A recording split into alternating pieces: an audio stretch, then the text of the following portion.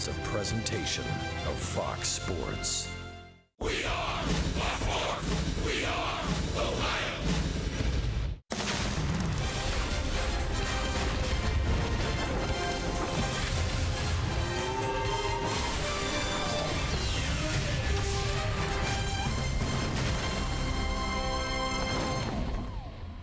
You couldn't ask for a more beautiful weather day at Wrigley Field in Chicago, Illinois. And again, a huge crowd on hand for the finale of this three-game series. And for the Reds, the end of a week-long road trip. The Reds and the Cubs from Wrigley Field. And hi again, everybody, alongside Chris Wells, Shan, Jim Day. I'm Tom Brenneman. Welcome, as always, to Reds Baseball on Fox Sports Ohio. Well, Brian Price said it himself after the game last night. Indisputable the fact that the Bear Reds' best starting pitcher this year is Amir Garrett. He's making his first start since they sent him back to the minor leagues, and that's going all the way back 12 days ago. Don't be misled when you see his line. That is the earned run average, because he can be affected by one clunker that he had. He's had 6 starts overall, Garrett has. And what he's done exceptionally well this year is keep the ball down in the zone. He's got a nice sinking fastball, an improving slider. His changeup is an excellent pitch. And when he keeps the ball down, he can be overpowering and a dominant type of left-hander. Remember now, it was one start where he was charged with 10 runs. Yep. Right? 9 earned in the other 5 starts. Look at those numbers, a total of 8 runs. Well, I mean, he's a guy that really is able to keep his delivery together. It doesn't matter how big the crowd is. I think he's got a feel for being on the spot in a big game. And it's just as well that he hasn't been here the last couple of nights to watch the way the Cubs have been able to rattle the ball either out of the ballpark or off the walls. He's a guy that has never been at Wrigley Field before. You know he's going to have some butterflies, but it ought to be fun to see him match up against one of the other left-handers in this league who's a very, very good left-hander in John Lester. Well, we'll get to him in a minute, but, you know, you look at what the Cubs have done against everybody else compared to what they've done against the Reds. You're right. I mean, I don't know whether you blame it on Reds pitching or it's the timeliness of it, but you cannot walk the batters that the Reds have done in this series against the Cubs. You give them an extra chance here. They've got too much firepower. Right from the very top of Kyle Schwarber all the way down to the bottom of the lineup, this is full of guys that can leave the yard. Speaking of John Lester, look at what this guy has done at Wrigley Field. He has been unbelievable in this home ballpark. Well, he won 19 last year for the Cubs, and so far at Wrigley Field this year in 4 starts, he's only picked up 1 run. But the one thing about Lester, he always gives the Cubs at least 5 innings. His bad game is about 5 innings and 3 runs. So he's an innings eater. He's a horse out there. The one thing the Reds really have to think about doing, though, is pushing him on the running game. Now, you hear all these teams talking about how we're going to run on John Lester. We're going to really take advantage of his no move to first base, but you never see it happen. If Billy Hamilton and Jose Peraza get on base today, they've got to lay down the gauntlet and say, you know what, today we're going to finally do it. Well, one guy that is swinging the bat this entire year, but man, when he comes to Wrigley, it goes up an entirely different level, is Zack Cozart. Yes, indeed. The cozy confines. Jim Day has that and more when we return to Wrigley Field.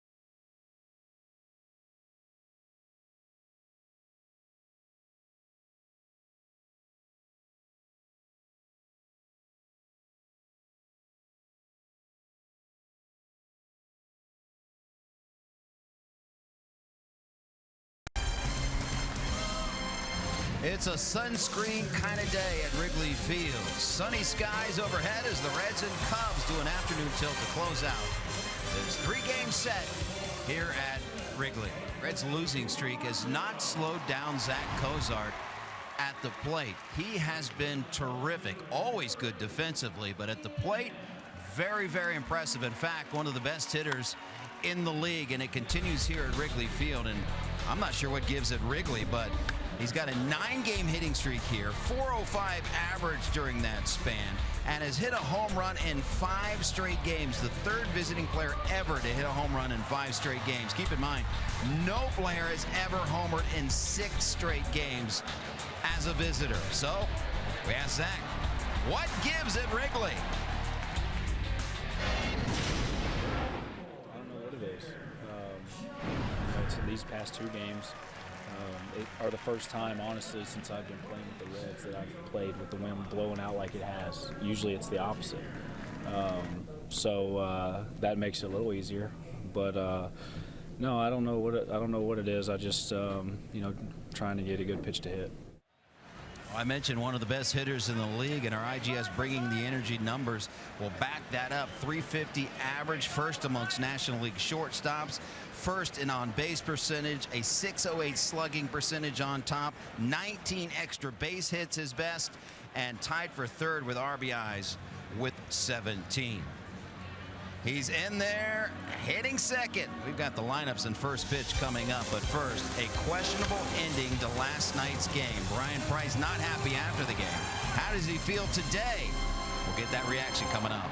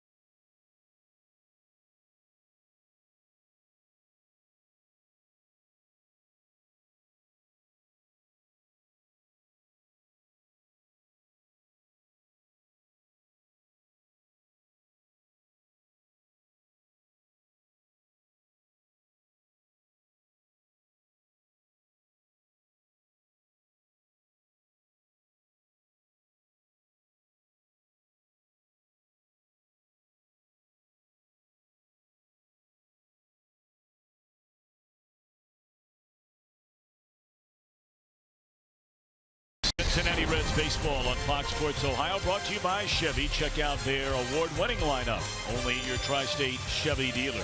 And by Skyline Chili, feeling good. It's Skyline time.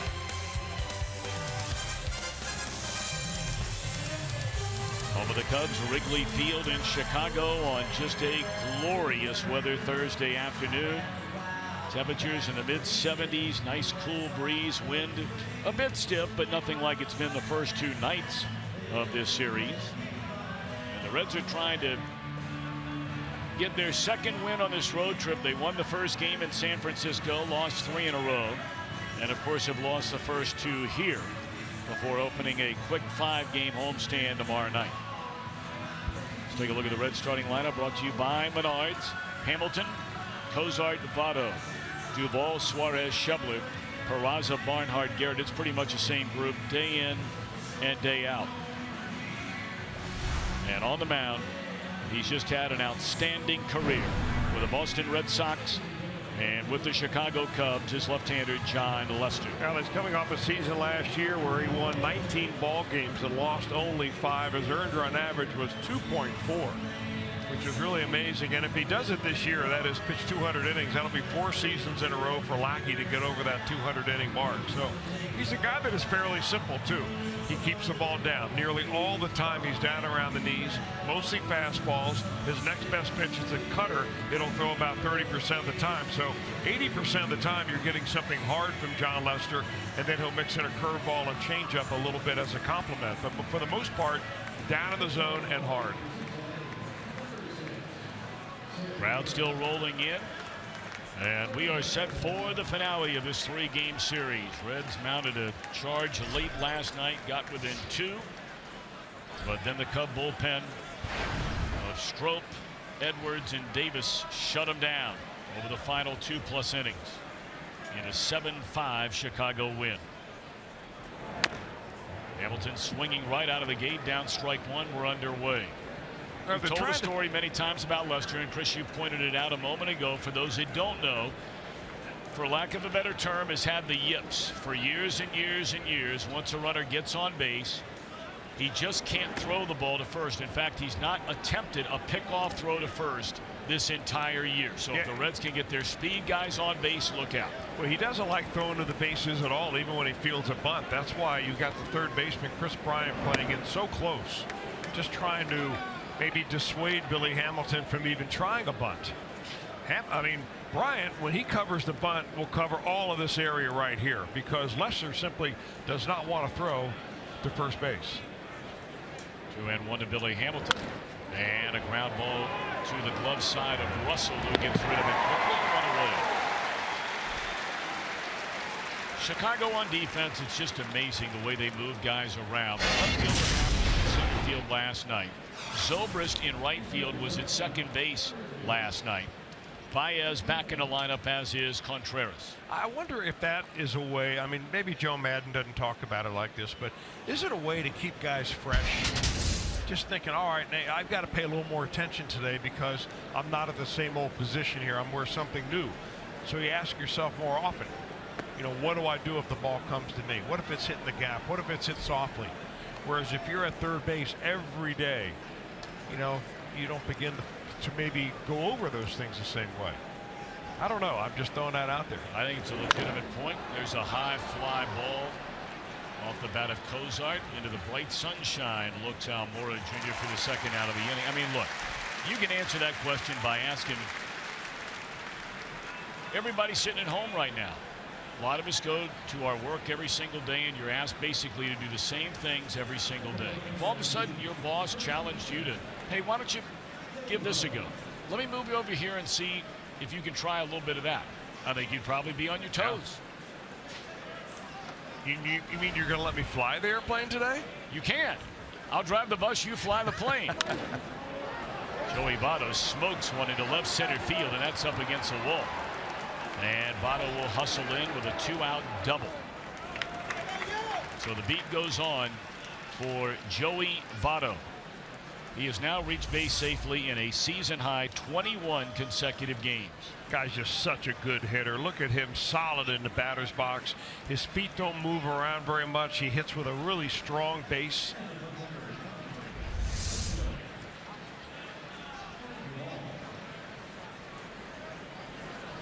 You'd like to think that for the two guys who are coming up now, Duvall and Suarez, that maybe their last at-bats in the game last night will kick them back into another gear that we've seen a lot this year. Talked about it before the game, that the trio of Duvall, Suarez, and Schebler going into the game last night had combined to knock in one single run on this road trip, and that was a solo home run by Schebler in San Francisco. Duvall, his last time up, had an RBI single in the 7th inning, and right behind him, Suarez had a 2-run double. That's a fair ball, and this will be the final out of the inning. Reds are gone in first. So now Amir Garrett returns to the big league since the first week of May.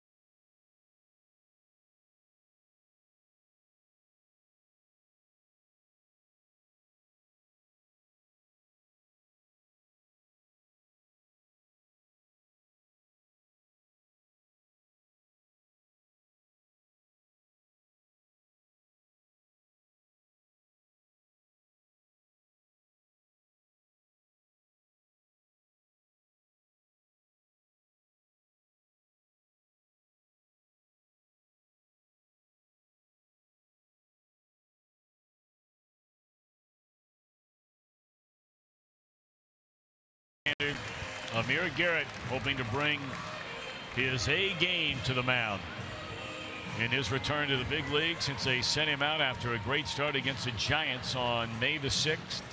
And his Mazda numbers, as you said, Chris, they can be a bit misleading because of one game where he allowed 9 earned runs against Milwaukee. Well, if you just start adding up the number of walks and opponent batting average and then try to figure out the earned run average, it doesn't compute. Really what it tells you is one bad game where he was just left out there really to die, and it has affected his overall numbers, but really not his confidence. He's got a long major league career ahead of him as long as he stays healthy, and you know, he does it in a very simple fashion, much like John Lester. Although it's way too early to start comparing him to Lester, and I'm not doing that. I'm just saying that in their style of pitching, they both live down around the knees. His best pitch is a changeup and then a slider. Fastball, strike one to Ben Zobrist.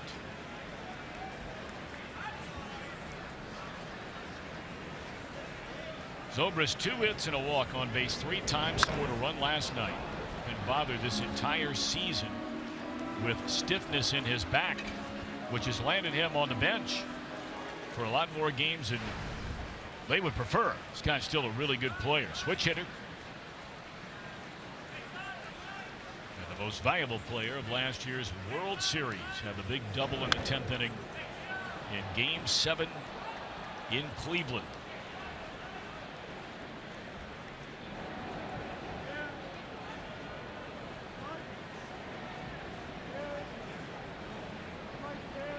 Overall, a .235 batter, 3 home runs, 13 knocked in.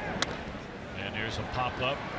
Be careful here with that wind. Who wants it? And Hamilton comes in to get it. Anything Billy can get to, he should take. which is ironic because we've seen 2 plays on this road trip, one in San Francisco and the ball here last night where Schebler took one, Duvall took one. They both wound up being errors. Menard's Cubs starting lineup: Bryant, then Rizzo, Happ, Contreras, Russell. Baez starts today. Lester and Almora Jr. in center. I mean, it's interesting, the 2 balls where Hamilton was there and could have made the play was called off by each of the corner outfielders, and they turned out to be really big plays. The one last Sunday in San Francisco was the very first batter of the game. Runner ended up at second base, and the Giants wound up piling up the runs the first couple of innings, and then the play here last night, which led to 2 unearned runs, and of course that was the final spread in the Cub win.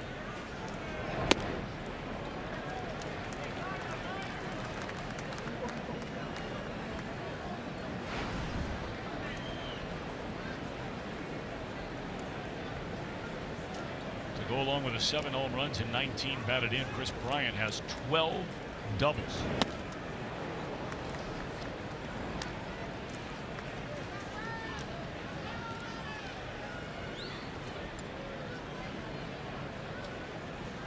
Bryant, of course, the reigning National League's most valuable player, and what a player he is. Those doubles, if you're wondering, tied for 3rd most in the league. Ryan Zimmerman of Washington with 15, and we'll see Nolan Arenado of Colorado tomorrow night. He has 13.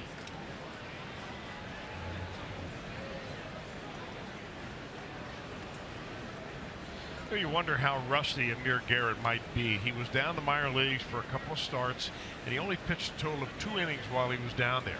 Now that was all by design. Oh, 3-2 breaking ball and didn't get the call. That's a 1-out walk. Reds are trying to make sure that they monitor his innings. Obviously, they're monitoring his number of days in the major leagues on a 25-man roster and his overall workload. So when he did go down in the minor leagues, he did pitch 2 innings for the Louisville Bats, and he struck out all 6 batters that he faced.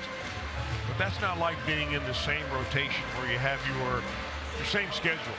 You pitch, you have your day after, then you have your throw day, and so on. So it may just get him a few batters before he gets his sea legs back. Now Rizzo. Fastball, strike 1.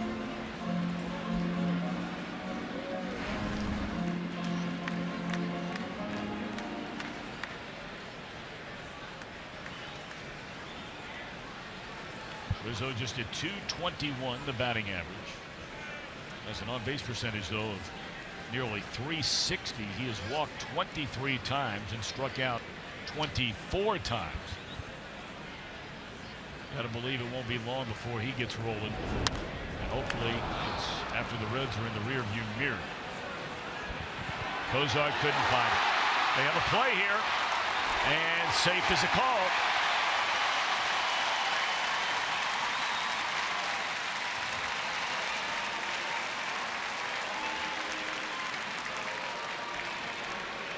Well, we've seen balls lost in the wind, and now we see one lost in the sun here. A little pop-up, and you see this at Wrigley Field during the day so often.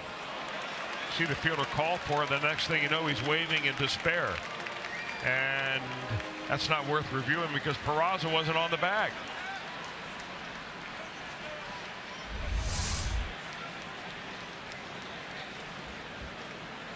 That's a shame. I mean, that's a play where you play second base as a first baseman. You're ready to make a stretch because you know that it's a force play. And what's the use of hovering over the bag if you don't have your foot on it?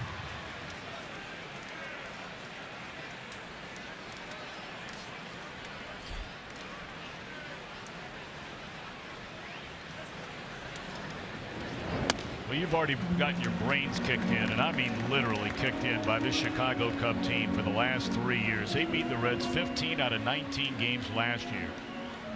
They're already 4-1 against them in the first 5 this year. And here in the first inning, you issue a 1-out walk. Can't make a play on a pop-up. And then even after the misplays, and those are going to happen with the wind and the sun, you make a mental mistake, and now you're first and second with 1 out in the inning.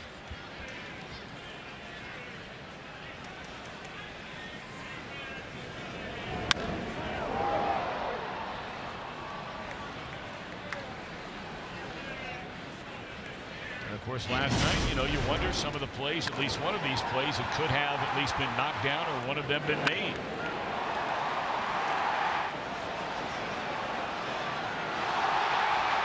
And that has not been the MO of this Reds team. Even when they've had poor teams the last couple of years record-wise, they have been pretty doggone sound defensively. There's a line. Schebler has to leap into the air to make the catch. 2 away in the inning. Happ is retired. Look at the Reds on defense, presented by Ford. Pretty much the same group day in and day out here for the first nearly month and a half of this 2017 campaign. Infrequently will anybody else outside of the catcher's position get a start. But maybe after this long road trip, especially the 17-inning game on Friday night in San Francisco, that maybe in either there or perhaps here you might see a Kiblahan or Alcantara or a Scooter Gennett, get a start to relieve some of the guys that have been playing so many innings early on. But apparently everybody's letting Brian Price know they feel good and they're ready to go.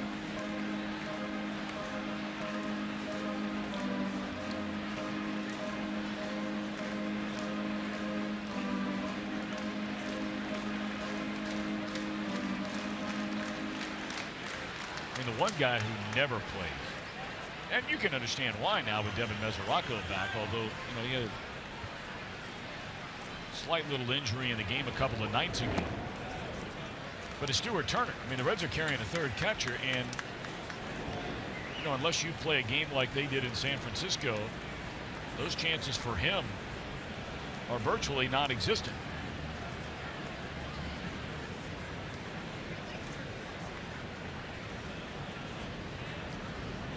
One and one account on Wilson Contreras. I guess the situation of Stuart Turner is like a young quarterback, highly touted coming out of college, but maybe not ready for the NFL, and he sits on the sidelines for a while he watches the starter play and tries to figure it out from there. I don't know whether that applies to baseball or not, but that's the way it looks like for Stuart Turner in the roster spot here this year. Foul.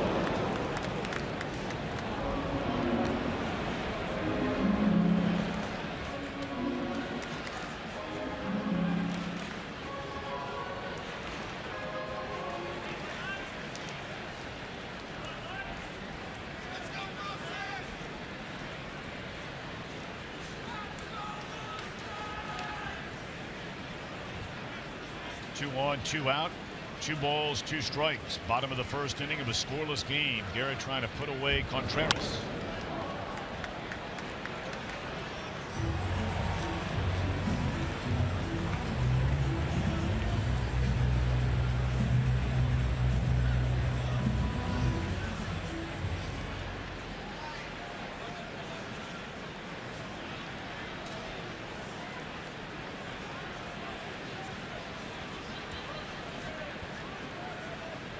Second pitch of this opening inning by Garrett. And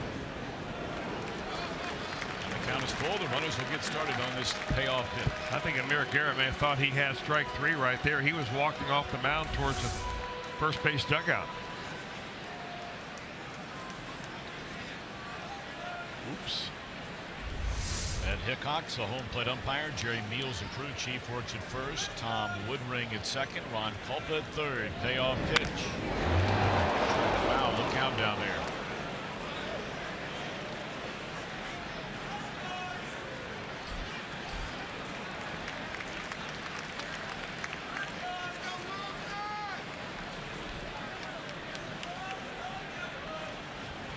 Trying to get out of this opening inning is Garrett. It should have been over a long time ago.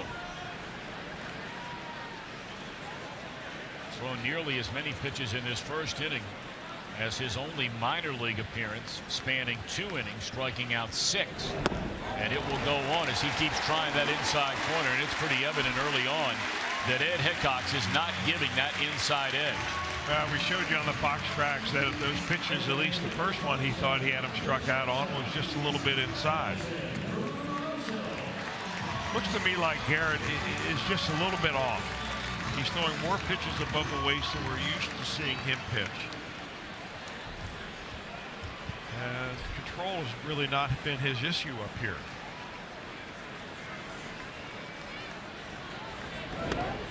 Strike one on Addison Russell. You know, it's interesting to note his last start. Garrett in 6 starts has walked 14 batters. It was his last start in the big leagues where he went 6, allowed 5 hits and 2 runs against the Giants, but he did walk 4 in that game.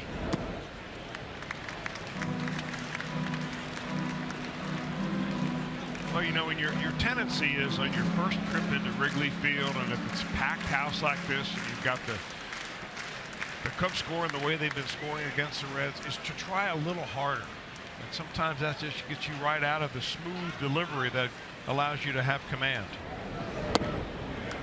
Like 2, we just showed you that shot of Garrett on the mound after he threw that last pitch, again trying the inside corner to a right-handed batter and just shaking his head. You don't know if he's upset with the umpiring or whether he's just upset that he's not hitting that spot. There's the last one.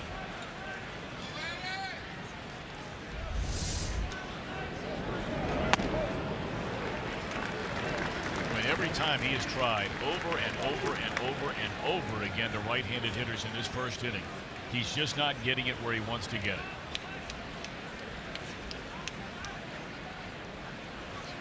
Need to make a pitch right here.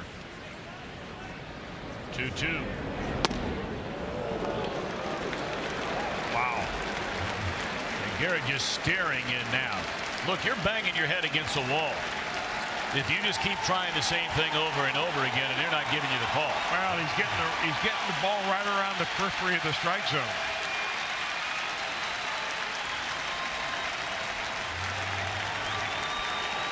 Three and 2 the count on Russell with the bases loaded. Third walk of the inning, 1-0 Chicago.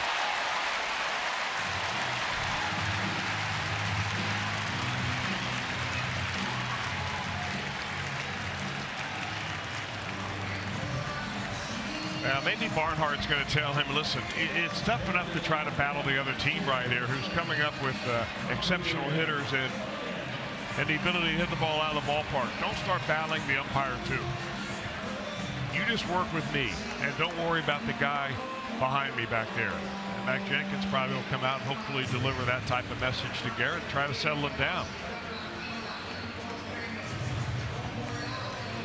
You know, it's easy to think out there, oh, well, that should have been strike 3, and then ease up a little bit after that. You don't want that to happen.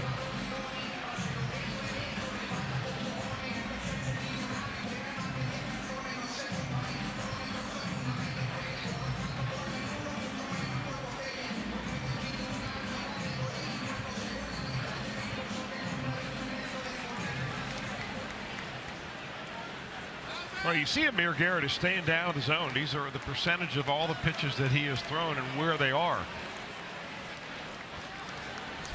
All right, here's Javier Baez. And ball 1 high. Now, Baez is the kind of hitter that's going to come up here and take a hack like he wants to hit it over the scoreboard.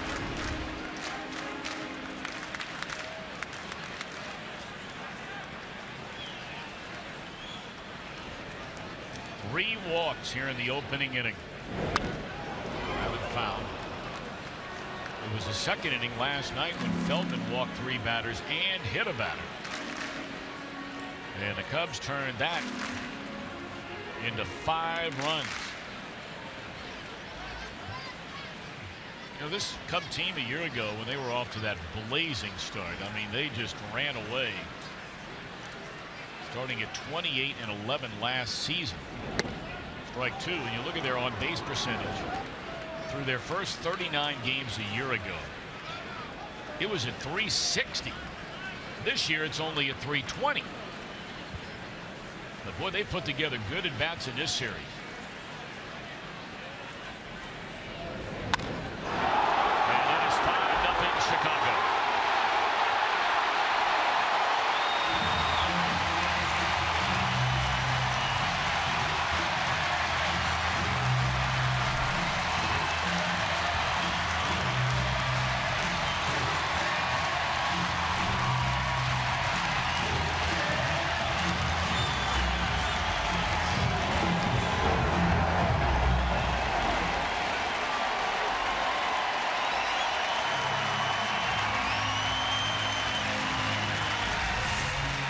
off-speed pitch by Amir Garrett. That was a changeup that he just kind of showed it the whole way. Slowed his arm down and then made the mistake of throwing Baez a pitch up out over the plate. Let her high. You provide the elevation. He provides the bat speed.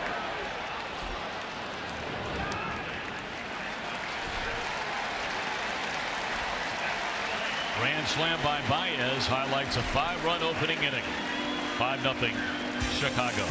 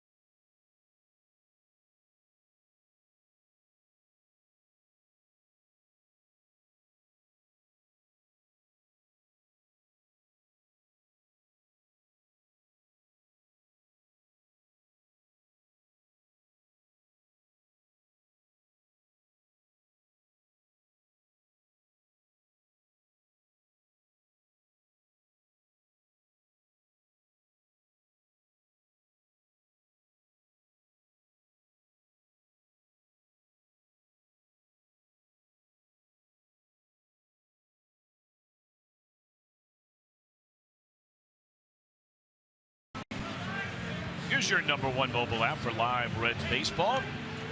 Got it all. Game day, live game video highlights, radio broadcast, stats cast. Download MLB.com at bat today. Well, these Cubs have just mauled the Reds. In the last 27 games these teams have played, the Cubs have homered in 25 of the 27. This goes back to September of 2015. In those 27 games, they have hit 56 home runs. In fact, the Cubs have hit more home runs in the last 27 games against the Reds than they've hit doubles.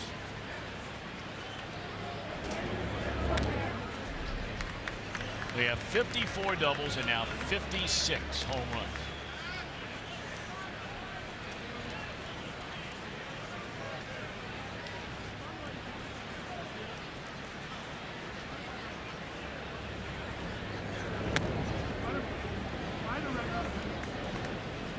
Garrett obviously did walk 3 batters in the inning, but you know, you go back to that pop-up. And at the end of the day, you know, you can say the sun, you can say the wind, you can say the moon, the rain, and the snow. But the bottom line is it was a pop-up about 15 feet behind the second base bag, and the Reds didn't make the play. Well, you need every little bit of help you can get when you're a young pitcher like Amir Garrett, when you're any pitcher out there facing the Chicago Cubs. You give them extra outs, and then you end up compounding that with some wildness and walks, whether the pitches were right there or not. They were still balls.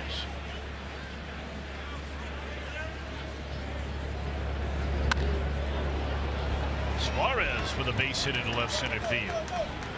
And he's coming to second base. And he is in there. So in each of his last 2 at-bats, Eugenio has 2 base hits.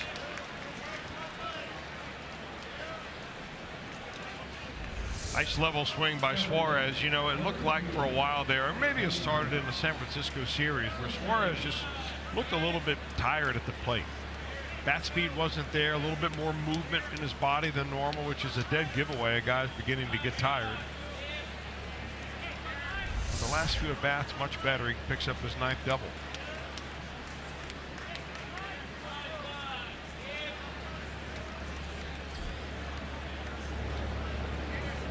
Scott Schebler at 241, 10 home runs, 21 runs batted in. The Cubs do not, well, perhaps when the runner at second, the reason being put on his biggest shift. And he bounces one right at Rizzo. Suarez will advance on to third and one out in the inning. Here comes Peraza with a chance to get the Reds on the board. A runner at third and one out.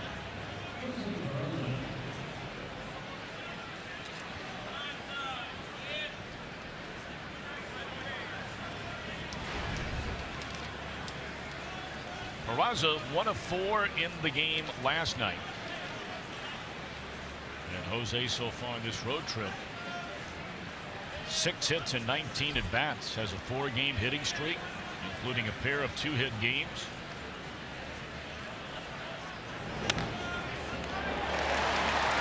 Two away in the inning.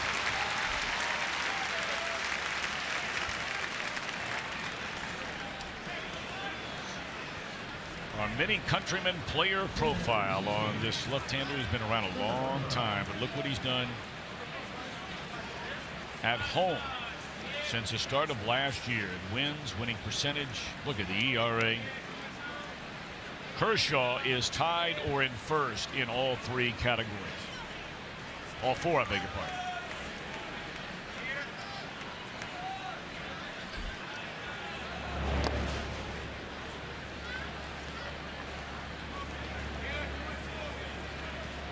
If Clayton Kershaw stays healthy, and he's been blessed with great health through his career, he's obviously not going to break the all-time wins record by an individual pitcher, but you're going to have a hard time finding a category where he's not among the very best in the history of Major League Baseball. I mean, he's starting to put together a number of years where you're going, you got to be kidding. Well, the consistency that he brings with him when he takes the mound is just unbelievable, and just has the knack for being able to come up and pitch in big ball games.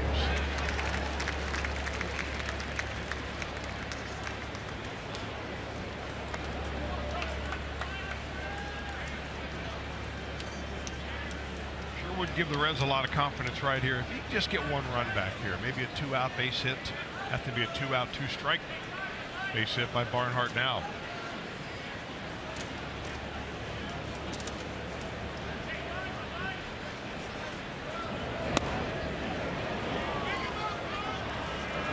Clayton Kershaw in his career has won 133 games. He's lost 62. It's a winning percentage of over 680. A career ERA, of 2.3. That's in 272 Major League starts. On swinging Barnhart, gone to the Reds in the second. They leave a runner at third and trail 5-0.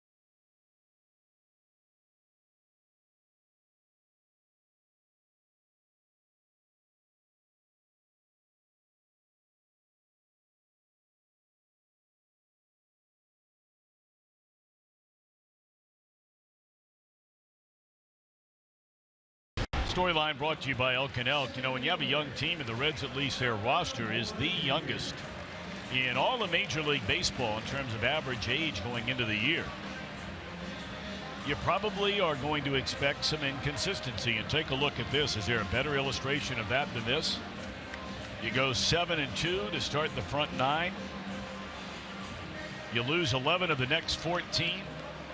Put together a nice run, winning 9 of 11, and now all of a sudden, after being 4 games over 500, the Reds have dropped 5 straight, 1 under. You know, the age factor might be just a little bit deceiving, though, because this everyday lineup is not full of a bunch of rookies. True. It's the starting pitching that has been very, very young. I mean, you had guys that were pitching at this time last year in Double-A ball that are now in the major leagues finding their way around the first time. Well, at least you're starting pitching. It's 3 days out of 5 where you're very, very, very young. You know, with Feldman and Arroyo coming back from injury after missing the last 2 years. But man, you're running basically 3 rookies to the post for every 5 games you play. It's a tall order. And you've got some bench players that are very young. We talked about Stuart Turner being a Rule 5 draftee. Patrick Kiblahan, young. Alcantara, young guy. So that'll bring the average age way down, but you're starting 8 now. I mean, they've been around a little bit. You know, you've got 2 guys in the infield that are 30 years old.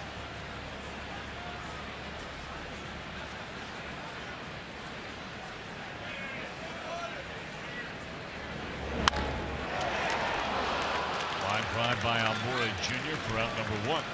Cubs lead here. They got 5 runs in the first inning. And all of the runs, unfortunately, for Garrett. And it was correctly scored, a base hit on the pop-up by Rizzo. But woulda, coulda, shoulda. Well, I mean, that scoring rule is actually a rule for official scores. That if the fielder loses the ball in the sun, it goes down as a base hit. No matter how easy a pop-up it should have been to catch. It's funny how that rule does not extend, though, to the wind. We saw that the other night where who lost it in the wind, one of the infielders, and got tagged with an error. Sometimes in this ballpark it's hard to catch a ball at night where you see it all the way, except it's really windy, than it is during the day when you lose it in the sun.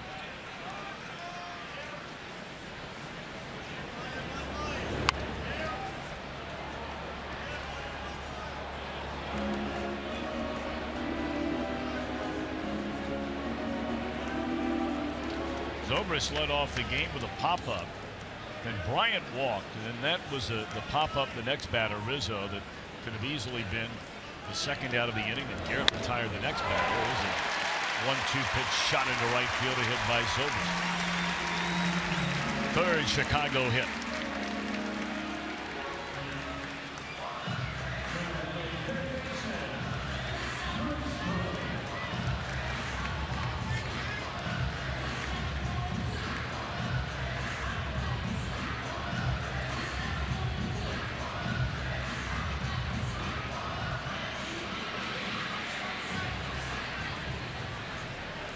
A very nice moment before the game here today at Wrigley Field as Bryant settles in. Today marks the 70th anniversary of Jackie Robinson playing in his first game at Wrigley Field, the only remaining Major League ballpark in which Robinson played.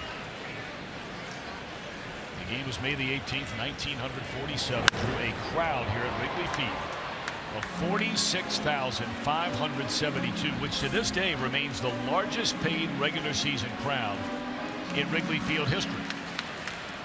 And his granddaughter, Meta Robinson, helped raise a new flag honoring her grandfather's legacy on the ballpark's right field foul pole just before our game today.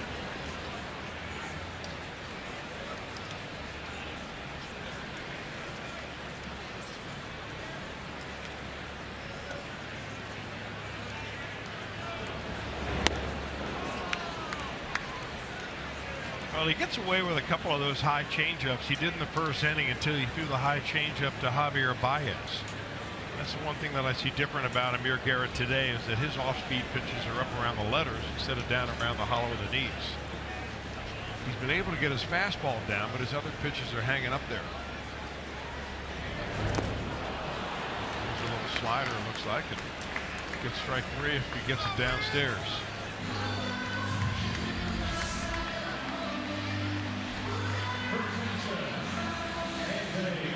You got to figure it at 6 feet 5 inches tall. Amir Garrett has a nice downward plane, and that is always going to work to his advantage. So, but it has to be where the ball is around the knees when it crosses the plate. I'd like to send out a big happy birthday. 21 years young is Anna Persinger. Grew up in Cincinnati and just graduated from the University of South Carolina. Got a degree in early childhood education. A huge Reds fan. Watches a lot of them on the Fox Sports Go app or on MLB.tv. So Anna, happy birthday, and thanks so much for sticking with your hometown team. Have a great day today.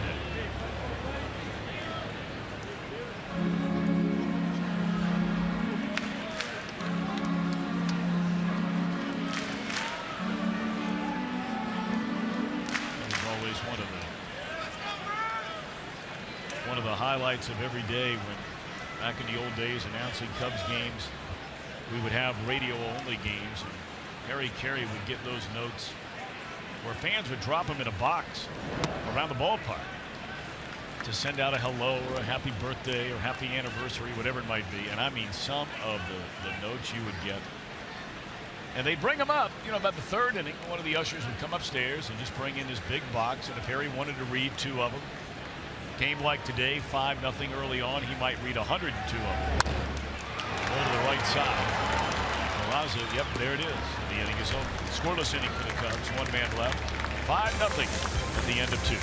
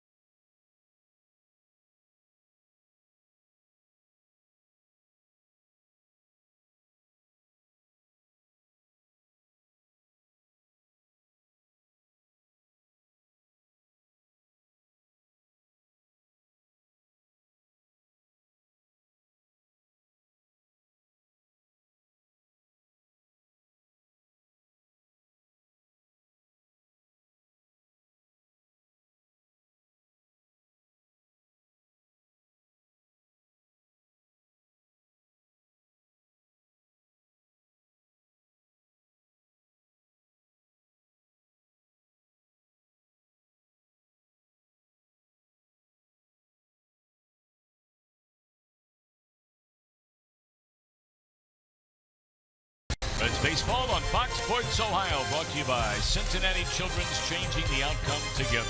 And by your local Ford dealer, Ford. Go further. Always send out a special hello, those watching over at Cincinnati Children's. Hope you're having a great day today, and hope and pray for a better one tomorrow. Reds will bat in the third. They fell behind 5-0. A bases loaded walk and then a grand slam by Javier Baez.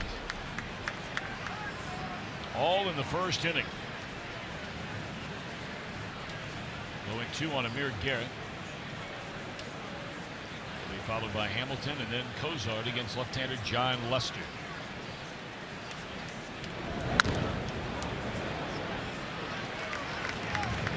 One away.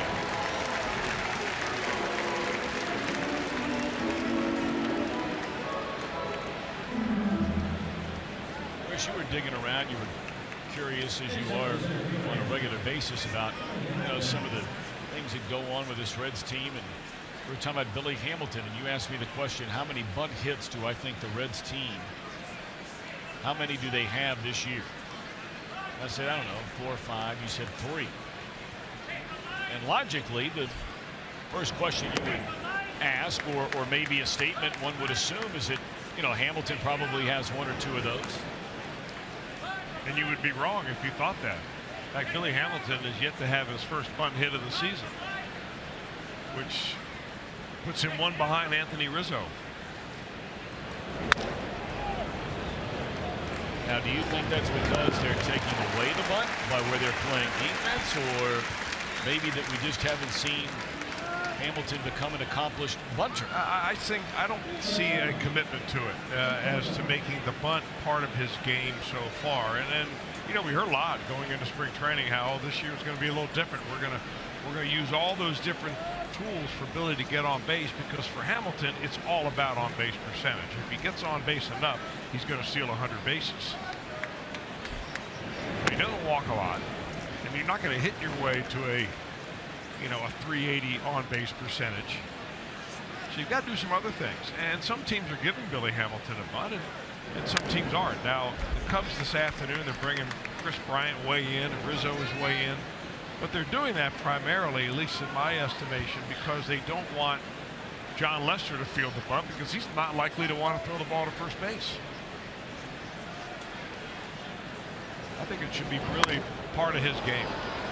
Sinking liner that'll fall in, a 2-out single by Cozart. Now, before all the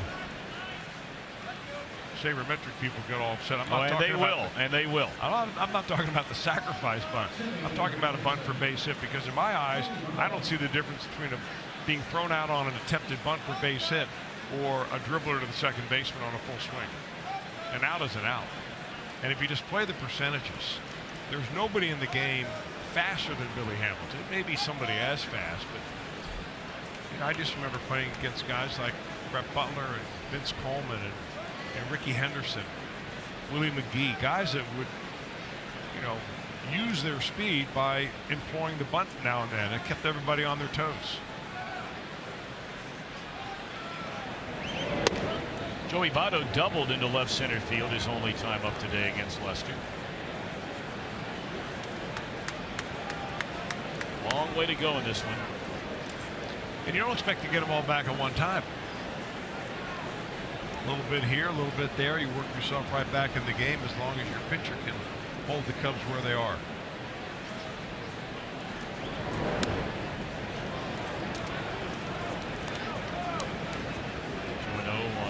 Votto.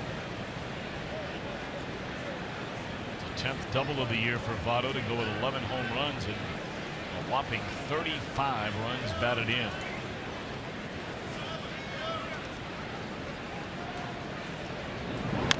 Check swing, bouncer.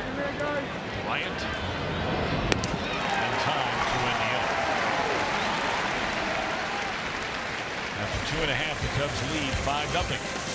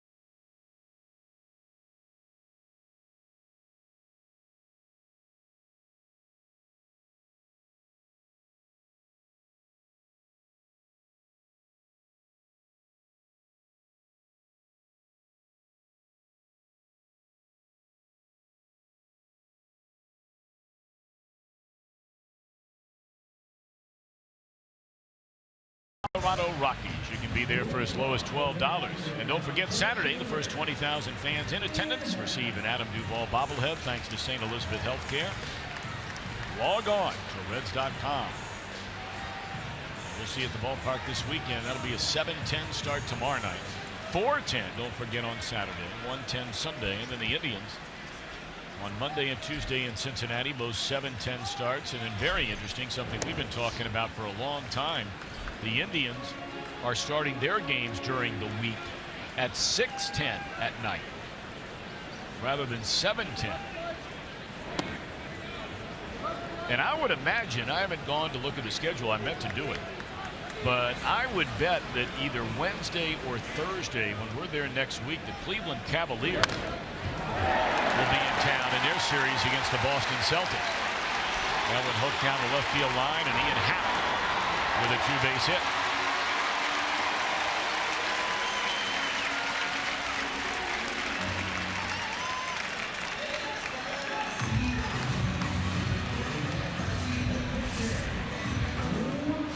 Well, Happ, the switch hitter, is bouncing in the number 4 spot despite being just brought up from the minor leagues. And he has been mighty impressive from both sides. That ball right inside the line of third base, and a double gets the Cubs going here. Well, I didn't realize it. In the NBA now, they're doing that 2-2-1-1-1 thing rather than 2-3-2 in the best out of 7. So if it goes to Game 5, they would be playing next Thursday night when the Reds are in Cleveland, but that game will shift back to Boston if that series lasts that long. The way the Cavaliers are looking, Game 5 might be unlikely. Fly ball to right, caught by Schebler. 1 out in the inning. Cavaliers have not lost a game in the postseason so far this year. They were off, what, over a week? And they just absolutely dismantled the Boston Celtics in Boston last night, Game 1 of the Eastern Conference Final.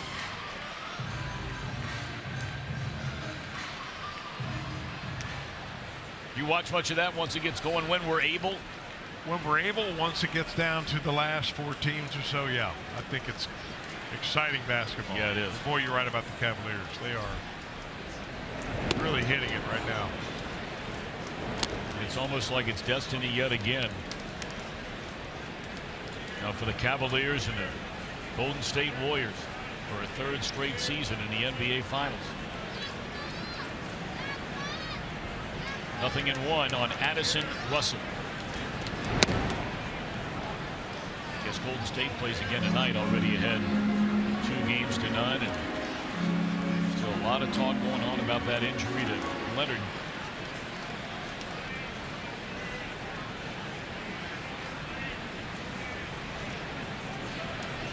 0-2 on Russell. Just blew him away.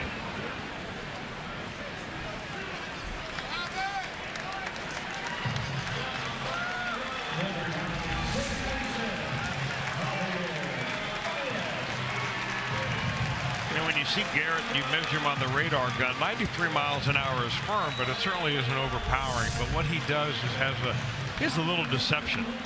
He kind of jumps at you a little bit. You see a lot of hitters that think they're right on it and they're just a click off. They're going to walk Baez to bring up the pitcher, John Lester. Baez was the one to hit the grand slam.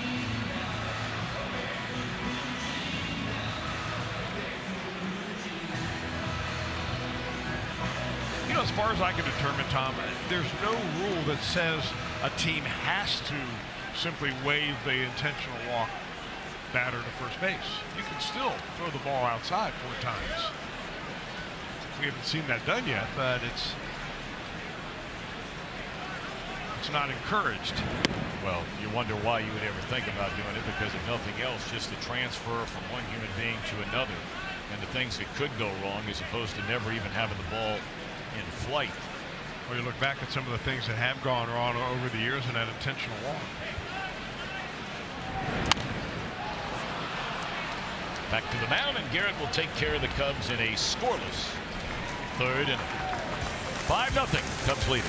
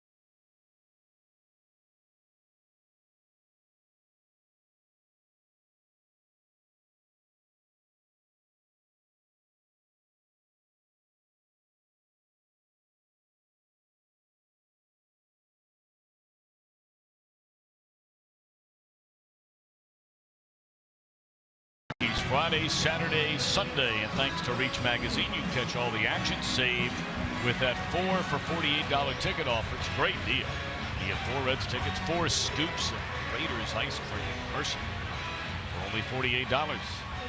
Visit Reds.com. Valid at participating locations. Some restrictions may apply.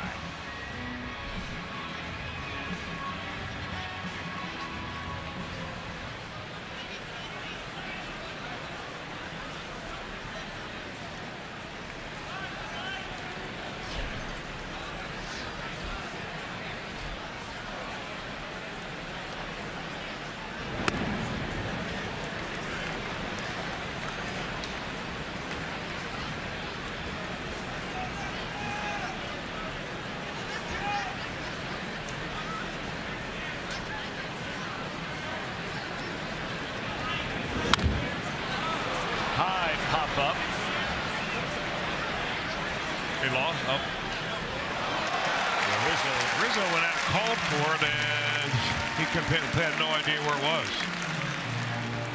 Rockies are coming into town tomorrow night. They're playing Minnesota today. Let's send it back to get Cincinnati and get an update.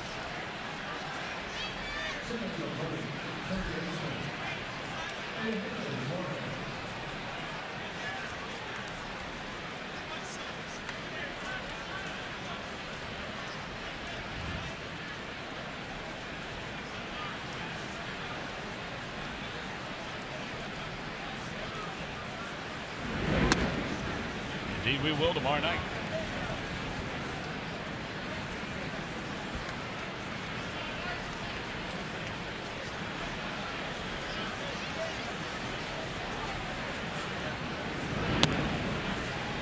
Yankees and Swan.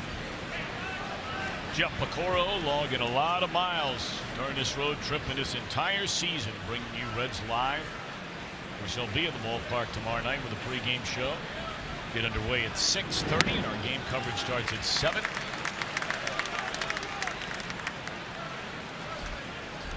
Luis Alberto Bonilla coming off a solid outing. His first major league start with the Reds and his first in the big league since 2014 in that 3-1 loss to the Giants. He'll be opposed by Tyler Anderson, a left-hander, who has an earned run average of nearly 6.5. Has lost 4 of his 6 decisions. 2-2 on Suarez, who had a double in the left center field his first time up.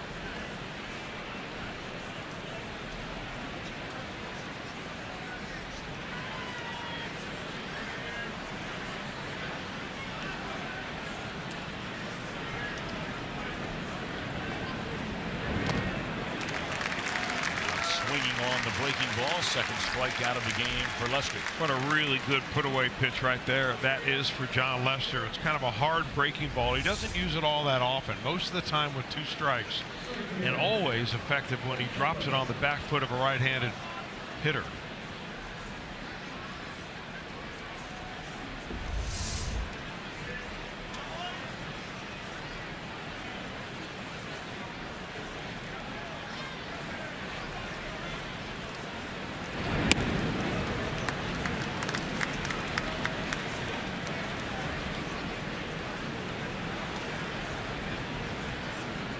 Now Schebler, he bounced out on the first pitch of his at-bat to first baseman Rizzo, and he hooks it that way again. Baez, a barrel in and a throw on the money. First perfect inning of the afternoon for Lester. He has a 5-0 lead.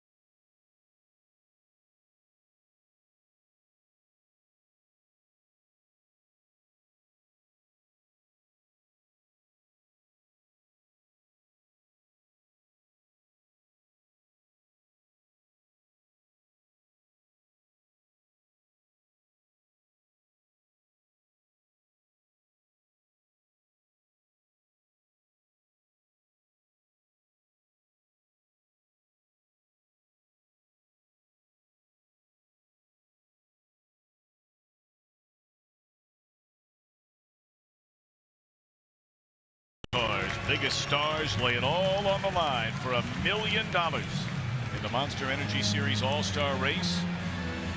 The action with qualifying begins at 4:30 Eastern. Then the All-Star Open at 6, followed by the All-Star Race at 8. It all happens this Saturday, only on FS1. Beautiful, beautiful weather day. Just north of downtown Chicago. Jam-packed into Wrigley Field on this Thursday afternoon, and the Cubs scored 5 times against Amir Garrett in the first inning. Highlighted by a grand slam from Javier Baez, all on the heels of a pop-up that the Reds could not catch the ball. Naturally scored a single, but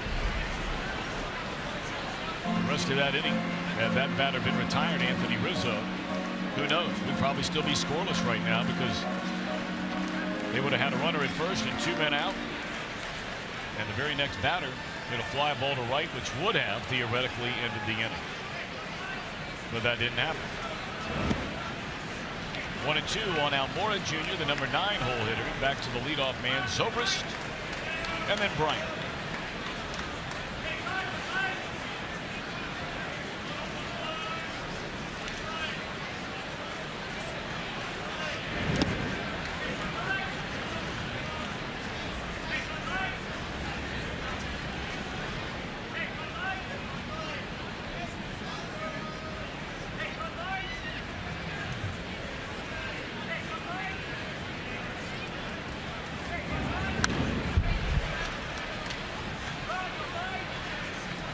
Be long before school will be getting out. You're making your way over to the University of Notre Dame in South Bend, Indiana over the weekend. Certainly am. Graduation 2017 coming up. Congratulations to Sidney Ruhlman, who is making her parents very, very proud. It's my wife's alma mater, Fighting Irish in Notre Dame. What a great place that is. And I guess they have the graduation right in the football stadium. They do. So hopefully the weather will be good. That is such a beautiful spot. The Golden Dome shining brightly.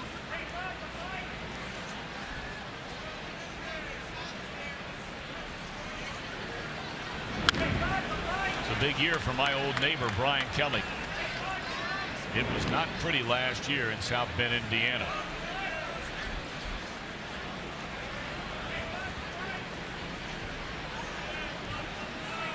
In fact, it was downright ugly.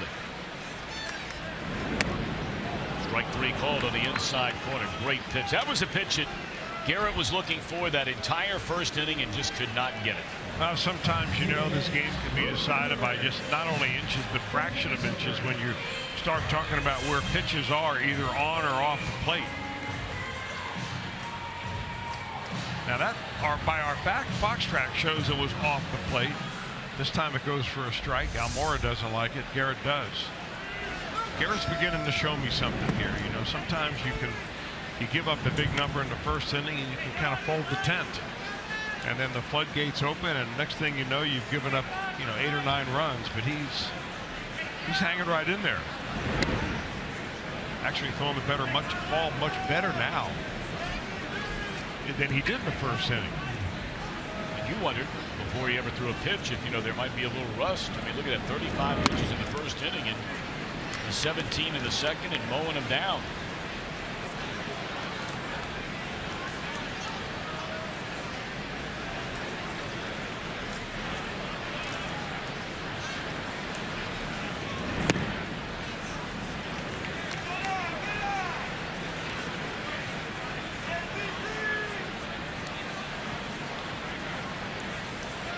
The count on Silvers.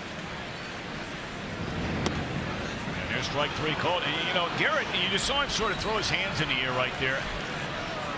He has to be wondering, Chris, seeing the called third strike on each of these last 2 batters. What was the difference between those pitches and the ones I was throwing in the first inning? Because there were at least 7 or 8 of those pitches on the inside corner to a right-handed batter.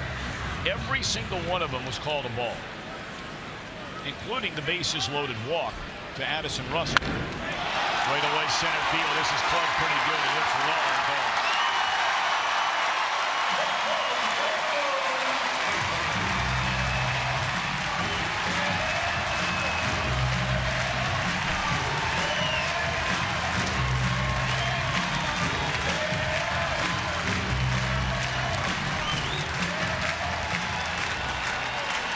That is now 57 home runs for the Cubs in their last 27 games against the Reds. You know, similar pitch to what struck out Chris Bryant his last time up. He swung right through a fastball, 92 or 93, almost the same location. You know, good hitters adjust. And you can get them out with one pitch one time. Doesn't mean you can come right back with it the next time and expect the same result.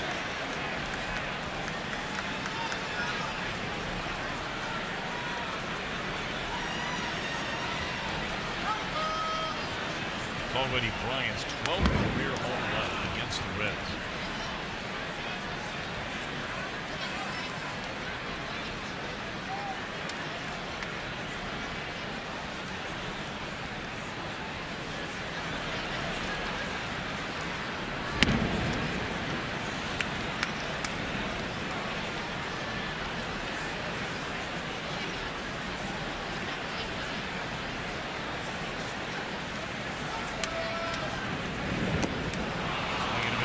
And that's it for the Cubs, but they get the solo blast from Bryant and lead at the end of 4, 6-0.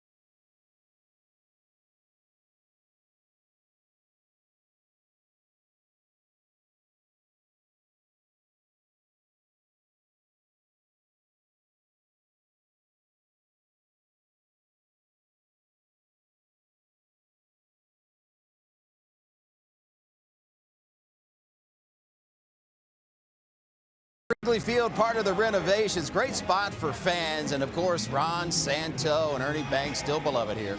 You gentlemen were talking about the amount of rings that the Cubs bought, World Series rings for their employees, etc.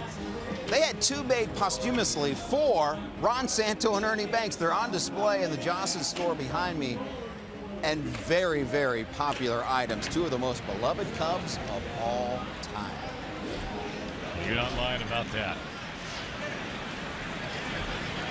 There you see a look at the ring they made for the Hall of Famer. Of course, he went to the Hall of Fame after he had passed away. One of the most courageous men, toughest men. Not one of, he was the toughest man that I have ever had the privilege of knowing. Fly ball into right field, and this will be the first out here in the top of the 5th inning with the Cubs leading 5-0. You know, when Ron Santo, he was diagnosed with diabetes, and there you see the ring of Ernie Banks, who passed away 2 years ago. Ernie Banks was, you know, beloved here, but he moved and lived most of the rest of his life in Los Angeles. Ron Santo never left Chicago. Diagnosed with diabetes when really there was so much mystery and a lot of, really not a lot of education about what having diabetes was, what it meant, how it would affect you. He played the first 2.5 years of his professional career without telling anybody he had it. And as the subsequent years would move forward, he would lose one leg. He would lose a second leg, amputated because of the ravaged disease that it is. Just tore away at him. But boy, never complained. Just kept rolling. Fitted with prosthetics, and he'd still be in the broadcast booth each and every day. And he became a Chicago guy. For a guy who grew up in the great Northwest, he became Chicago through and through. It was criminal. And I say this with a great deal of passion, and I couldn't mean it more than anything that I could possibly say. For a lot of those guys that are in the Hall of Fame that screamed for years and years and years about the poor job as that ball's thrown away. So Barnhart will reach safe base in first. You know, forever and ever the players would complain about the writers voting for the Hall of Fame. And then all of a sudden they formed a Veterans Committee that was made up of players that were already in the Hall of Fame. The first 4 go-rounds, which is every other year, the former players had a chance to do right by some guys that were overlooked. In 2 of those 4 times, the players in the Hall of Fame did not vote a single player into the Hall of Fame. And they should hang their head in shame for what they did to guys like Ron Santo. They finally put him in after he was dead. It was sinful. And I know it's not throwing them all in front of the bus, because a number of them voted for a number of different players. But you talk about a club where they said, we don't want any more members. Joe Morgan, who was on that committee, will be the first to tell you that he was shamed and embarrassed by the whole way that thing played out.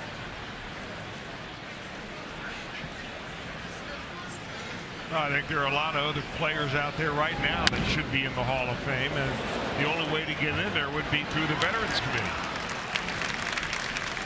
It's a flawed process, I think, no matter how you design it, but I agree with you 100% about Ron Santo. But like you said, there are others, and there are going to be other guys that pass away, and then that's when they're going to go in. You know, it's one thing to hear about the Pete Roses of the world. That's a whole different topic altogether.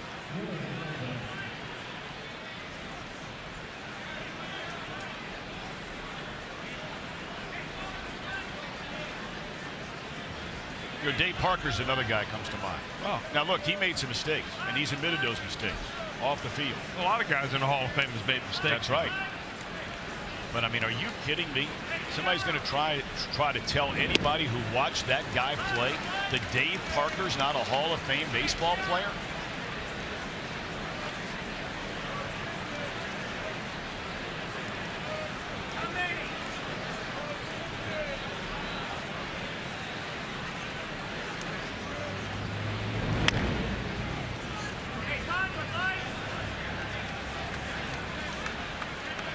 Well, you can start a whole list. It would take you all afternoon. But, I mean, some of those guys at the top, Reds fans will feel like Davey Concepcion deserves to be in. No doubt about that. Al Oliver, in my book, is a Hall of Famer. And so is Jim Cott. There's another guy you always forget about. And I think after a while, you either run out of eligibility even with the Veterans Committee, do you not? That I don't know.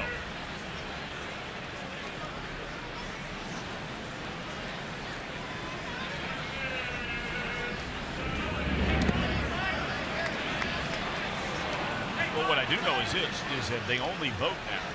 You know, they've created a situation where it's not every year. So if you don't get in this time, now you're waiting another 2. And of course, there are guys that are being added to that list on an eligibility factor.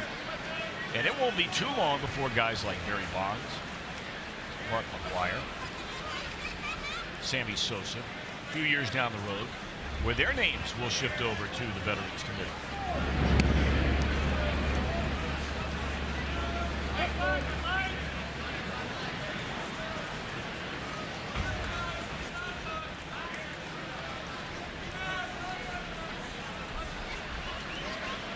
Davey Concepcion, you're right. There's a, I mean, boy, you look at all the shortstops in the Hall of Fame and start stacking up his numbers with Davey Concepcion. No brainer. 2-2.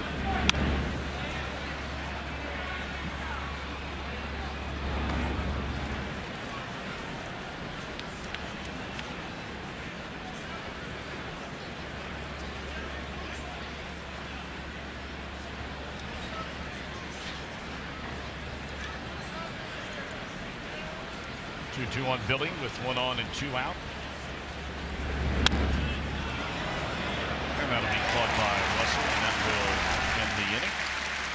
An error, 1 left, middle of the 5th, 5-0, 6-0 Chicago.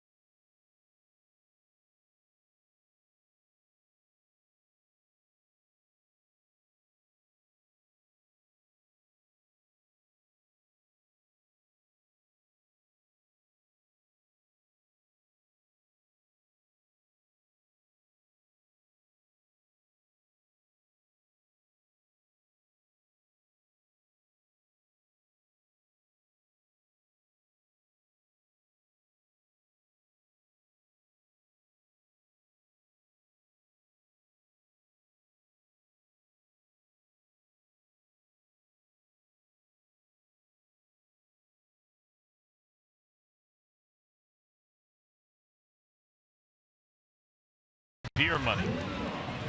We'll find out if fans at El Dorado, Scioto Downs, and Columbus know their sports trivia and can win cash on the premiere of Beer Money. That's tonight in Columbus, right here on Fox Sports Ohio.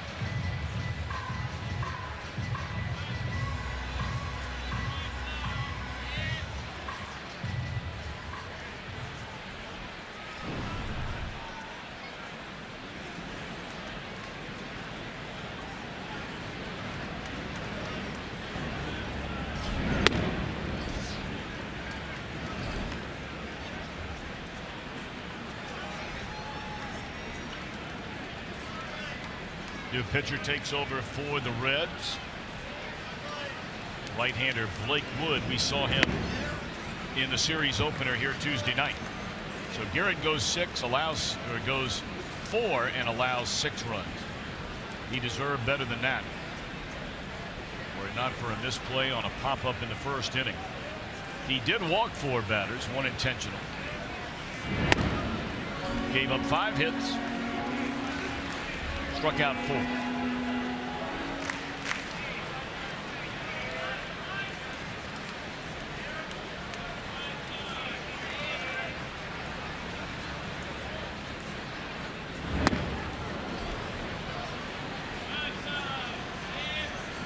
With a young staff that the Reds have, we talked about the age of the ball club overall, how young it is, and one of the youngest, if not the youngest roster in all of baseball, and mainly because of the young pitchers. Well, the Reds have the same problem this year with control that they had last year. Last year they led the league in walks. This year they are second only behind the Miami Marlins in walks. And that's something that you hope that will get better just with experience, but there's no guarantee. As if on cue.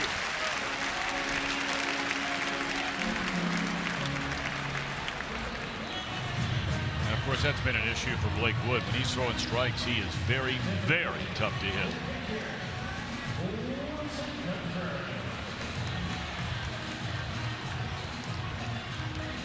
We brought up earlier that Chris Bryant is beginning his 3rd year in the major leagues.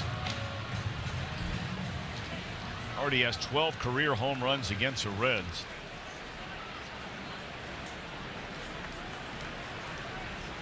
If you're wondering what player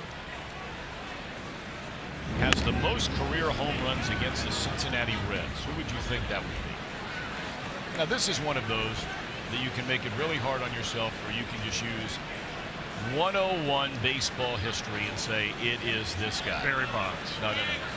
Because they weren't in the same division for so long. Well, it'd be Albert Pujols, perhaps. No. All time now. All time. That is a fair ball. You would be right on Pujols among active players. Pujols has the most.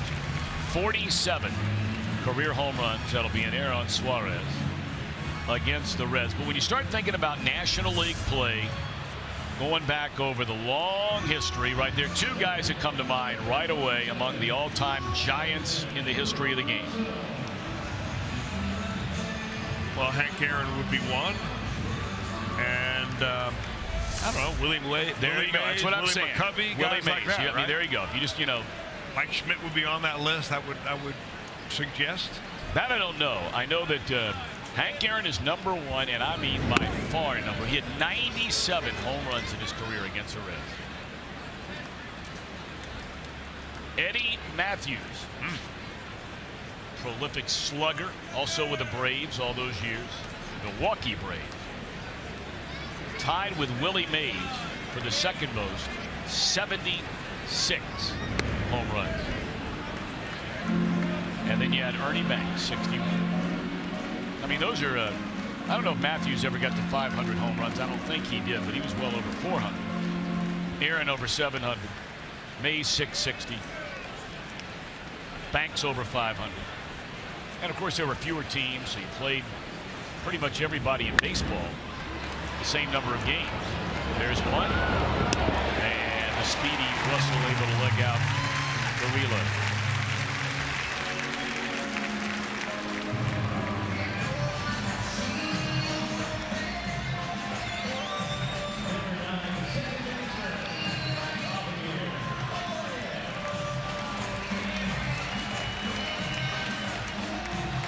Said Michael Jack Schmidt, he has the 10th most, but of course he never played in the same division as the Reds. When a lot of young baseball fans don't remember, up until what, 1969, all the teams were in the same division. I mean, there was a National League and American League. Right. So back in the days of Aaron, Mays, Matthews, Banks,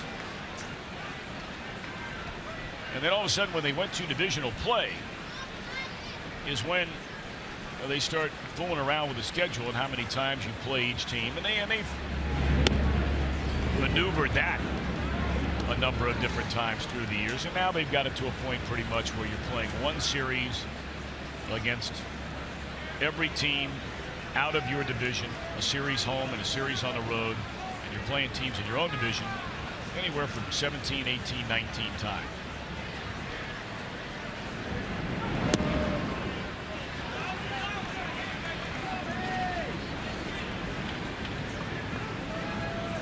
One and two to count on Javier Baez.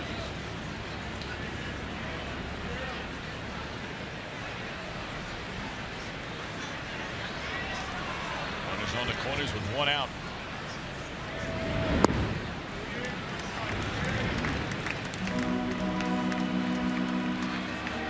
Well, if you look up that stat, Tom, and you look at it from a single season, what players have hit the most home runs in one season against the Reds? Eddie Matthews, Carl Torgeson, 1950 with Boston, and then Chris Bryant last year when he took Reds pitching deep 11 times. Chopper into right field. It'll plate another run. Scoring is half. 5 batted in today for Javier Baez. He had 14 runs batted in all year. He has 5 today. Well, the Reds came in here and the Cubs were really struggling. They had, what, 4 or 5 players hitting below the 240 batting average. They couldn't find any runs. There was no rhythm. There were Cubs fans howling about why isn't this ball club playing up to expectations after winning the World Series last year. And Joe Maddon said, hey, we're not going to panic right now. So they've run off 2 in a row against the Reds. They're in control of this ball game.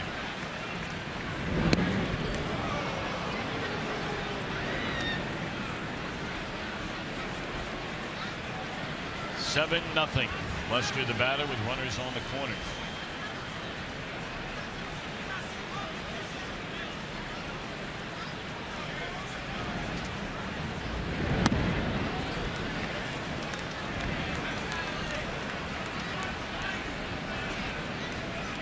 Big story written the other day on one of the internet sites, sports sites, asking the question, is Freddie Freeman the best hitter in Major League Baseball? The Atlanta Braves first baseman.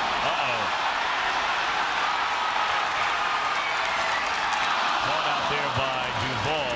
Tagging and scoring is Russell. Lester thought maybe. He gave it a ride. He should have hit it yesterday. There's a little bit of wind blowing here at Wrigley Field, but it's really blowing from left to right and doesn't do much except maybe take this ball to a little deeper part of the ballpark. A couple of nights ago, that baby's about 10 rows deep. Well, Lester at roughly 180 at bats has never hit a home run.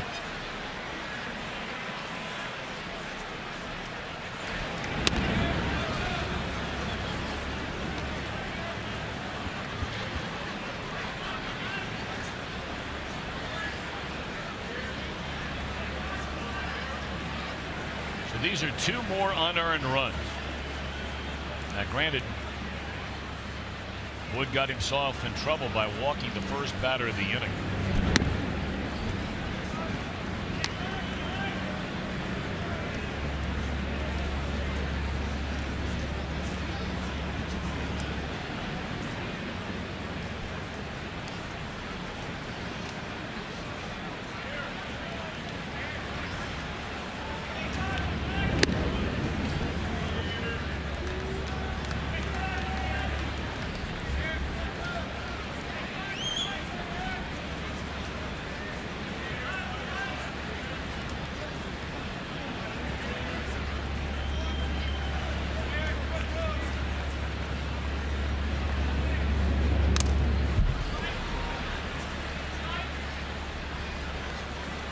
We're talking about Freddie Freeman anyway, and they got very bad news, did Freeman and the Atlanta Braves today. He'll miss 8 to 12 weeks with a fractured wrist.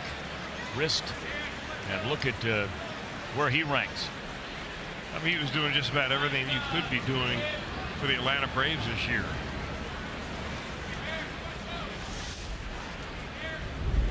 Braves will go down to the minor leagues and recall infielder Rio Ruiz, 23-year-old. Those are big shoes to fill.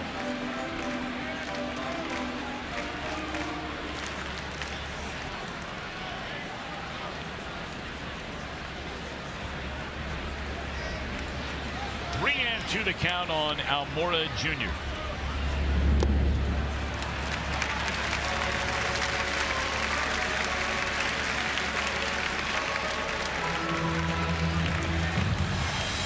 We are in the 5th inning, and that's 6 walks given up today by Reds pitching. Their leadoff batter here in the 5th is already stepping up there for the 4th time. Zobrist.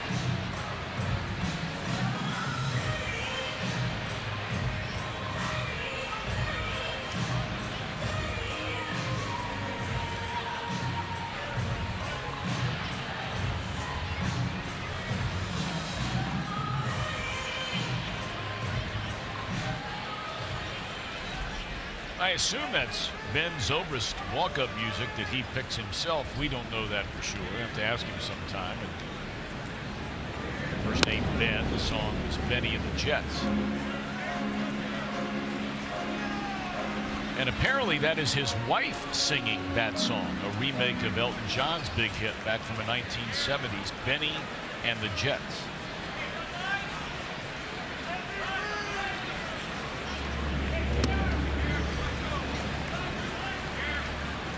She sounded good.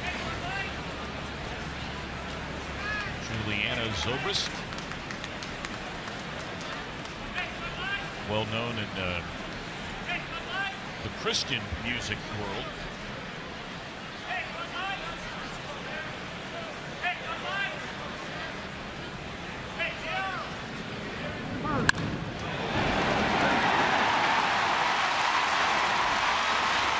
Here comes a throw to the plate, not going to be in time. RBI single by Zobrist. He'll go to second on the throw home and makes it 9-0.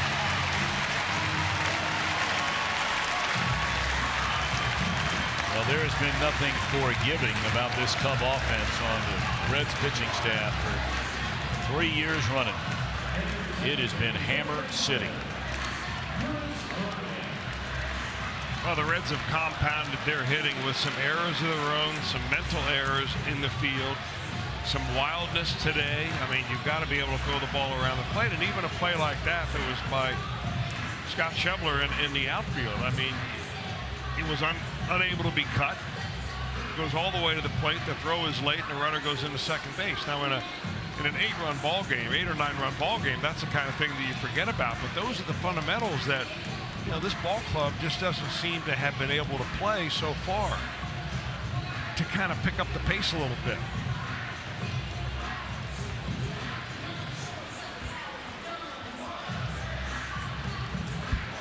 Of course, with 2 outs, you've already got the, you know, not looking to keep a double play in order.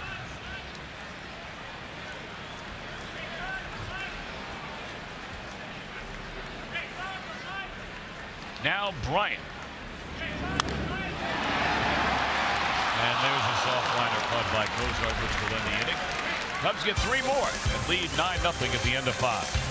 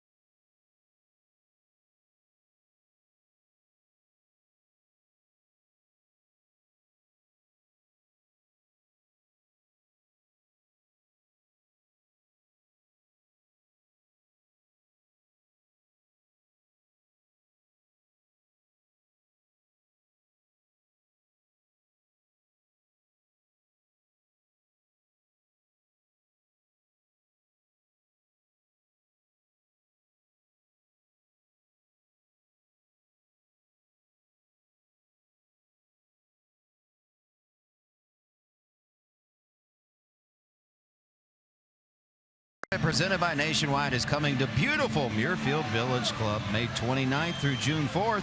You can order your badges at memorialbadges.com. Let's hope they have some good weather. It's always been a rain-stricken tournament. Boy, they would take 2 or 3, maybe 4 days like you have today here at Wrigley Field, although Reds on the not-so-good side of the scoreboard, 9-0.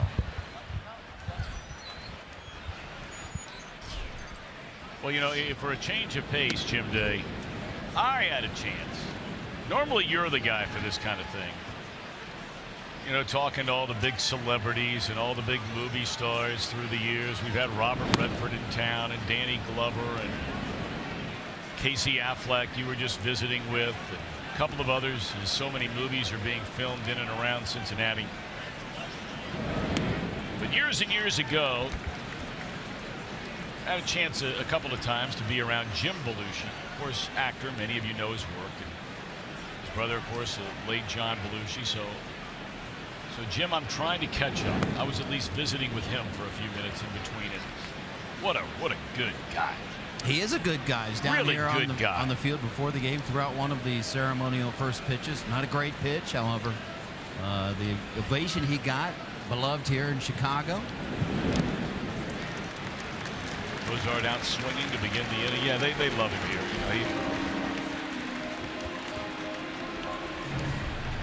he's talking about living in L.A. all these years, and his kids are grown up now, and he said it's time to leave. It's time to get out of there, kind of moved on.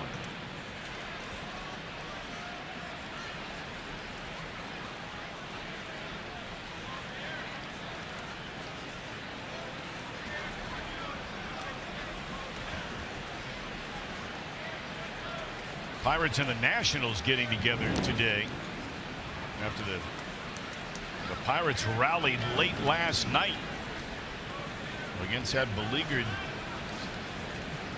Washington Nationals bullpen. I mean, we know the Nationals are 25-14. That's the best winning percentage in the National League. But boy, think where they would be if they had a closer that could get the job done. Apparently Pittsburgh's taking it to him again today. We'll get an update here momentarily. 2-1 on Joey Votto.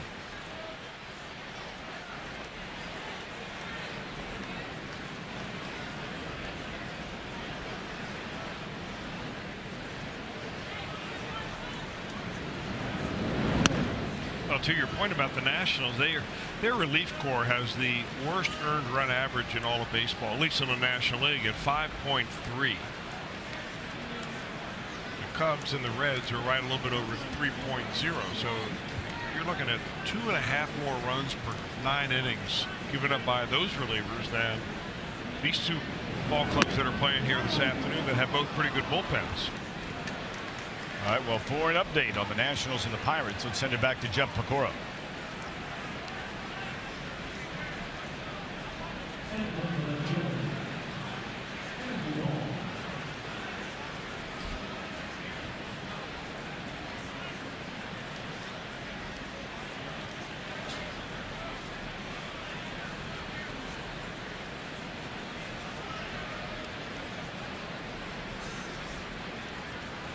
You're not lying about that. When we saw Frazier early in the year, they were playing him a little bit of everywhere, some infield, some outfield. Those 2 ball hooks, 1 foul, but now with Marte suspended, he's playing regularly and playing exceptionally well.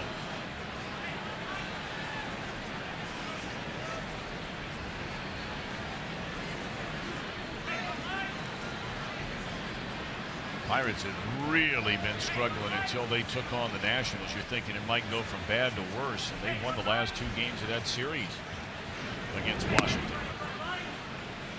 Because that has just gone final. 10-4, Pirates winning.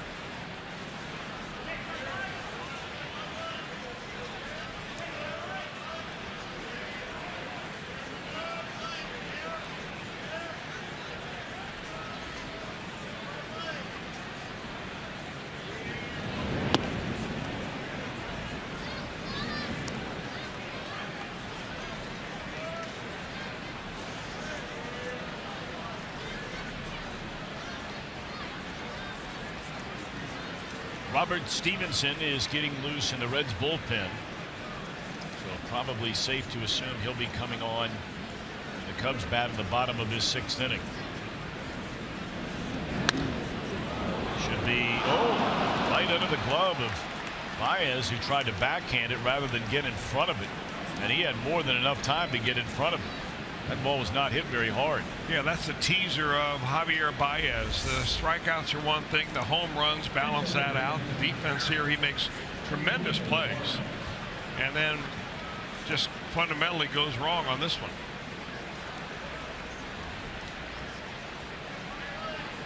I mean, he may have been partially shielded by the second base umpire, who's tucked in front of second base between the pitcher's mound. But infield instructors will tell you to keep your feet under you. Don't go down on one knee to field it before the ball gets to you. I'm not sure. Did he ever touch that ball? They gave him an error.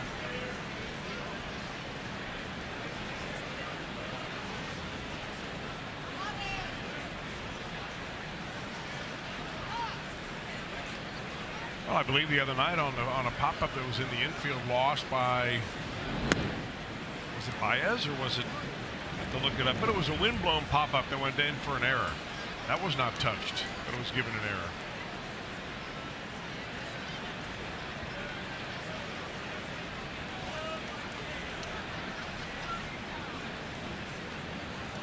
Suarez with a double and is struck out.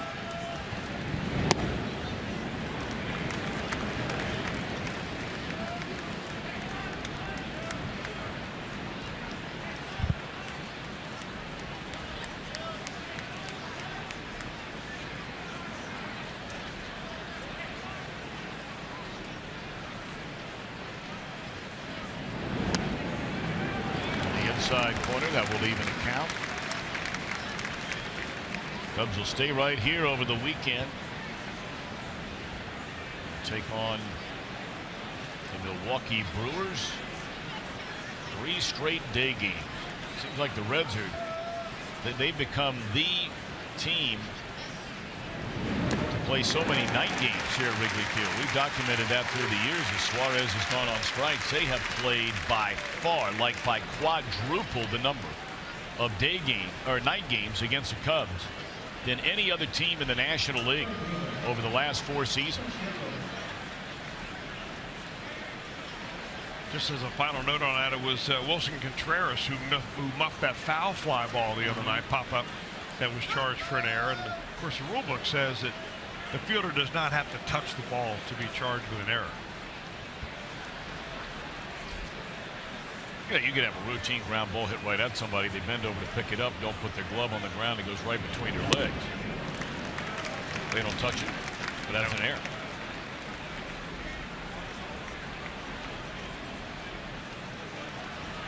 Really all comes down to the judgment of the official score, whether it was ordinary effort.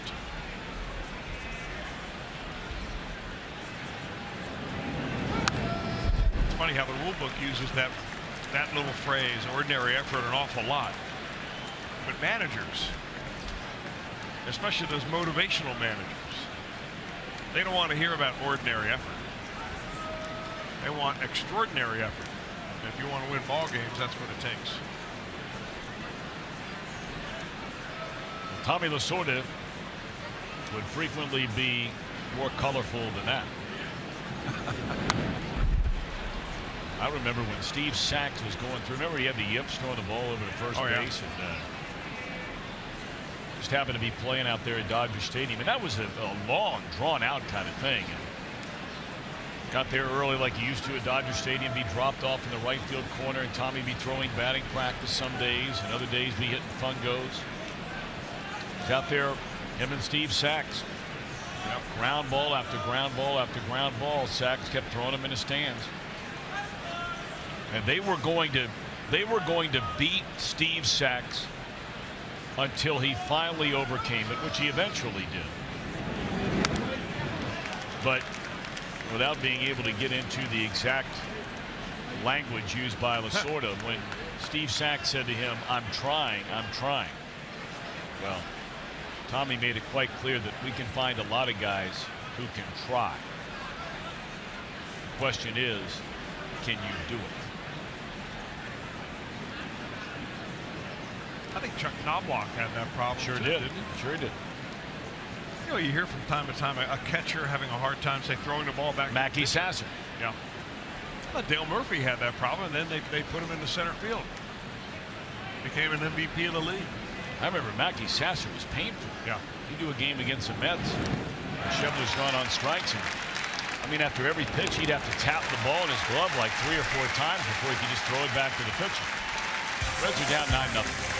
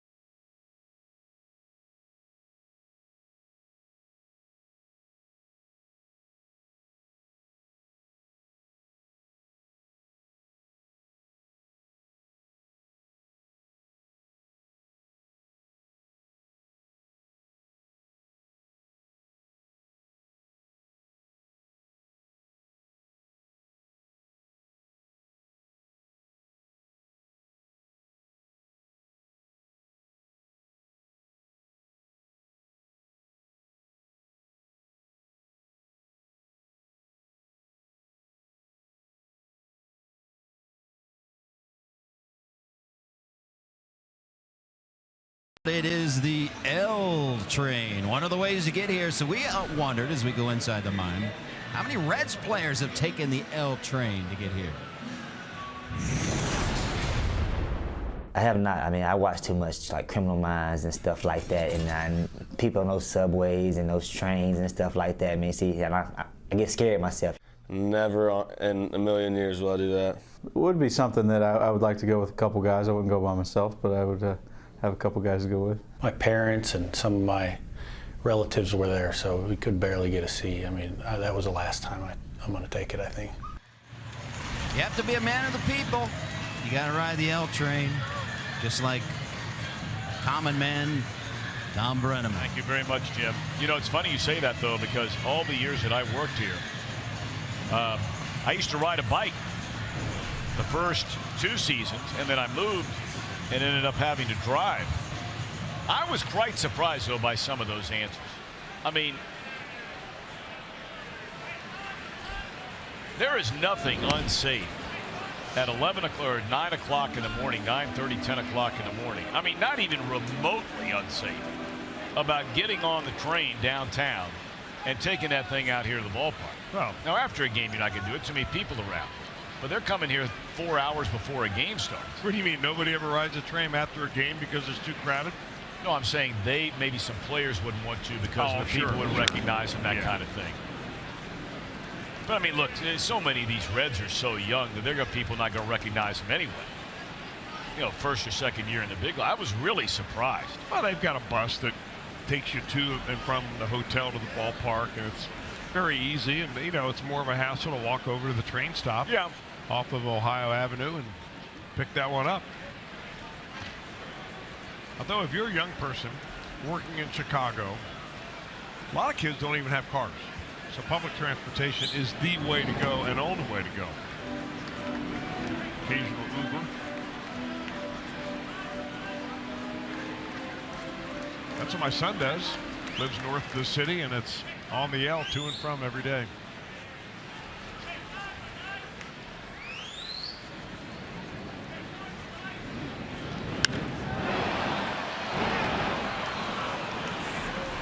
Robert Stevenson takes over on the mound.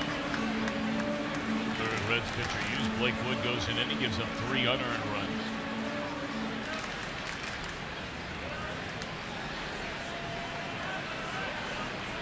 He did walk 2.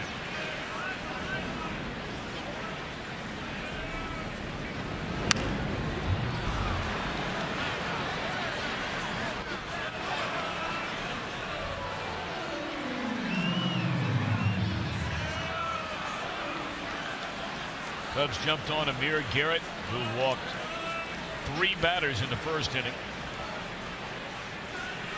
One of those walks coming with the bases loaded. There was a pop-up, the third batter in the inning with 1 on and 1 out that did not go down as an error, but it was a play had the Reds made. Garrett probably gets out of the first inning without a single run.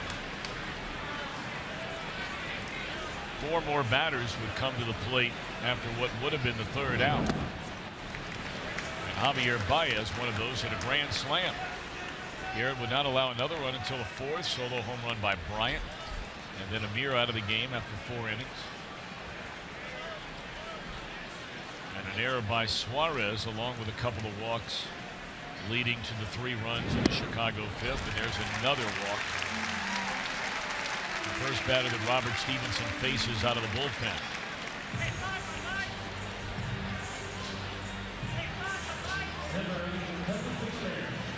It's going to be very interesting to see how this season ends up playing out for this former #1 pick out of Martinez, California. He being Robert Stevenson. There has been no talk, and Chris, maybe you've heard it and I've missed it, but I haven't heard any talk from anybody. You know, when the Reds have needed, whether it was a spot that Tim Adelman took, whether it's when Brandon Finnegan went down, whether it was when Amir Garrett was sent back down and they needed to go to a 4-man rotation and maybe a start here or a spot there, there's been no discussion, maybe discussion, but no firm plan of Stevenson being in that mix at all. Well, originally this springtime, that was the conversation that, when Stevenson and Cody Reed were both relegated to the bullpen out of spring training, that they would eventually this season both get some starts. But you're right, that conversation has ceased. Stevenson, he's thrown the ball pretty well out of the bullpen the last couple of times out.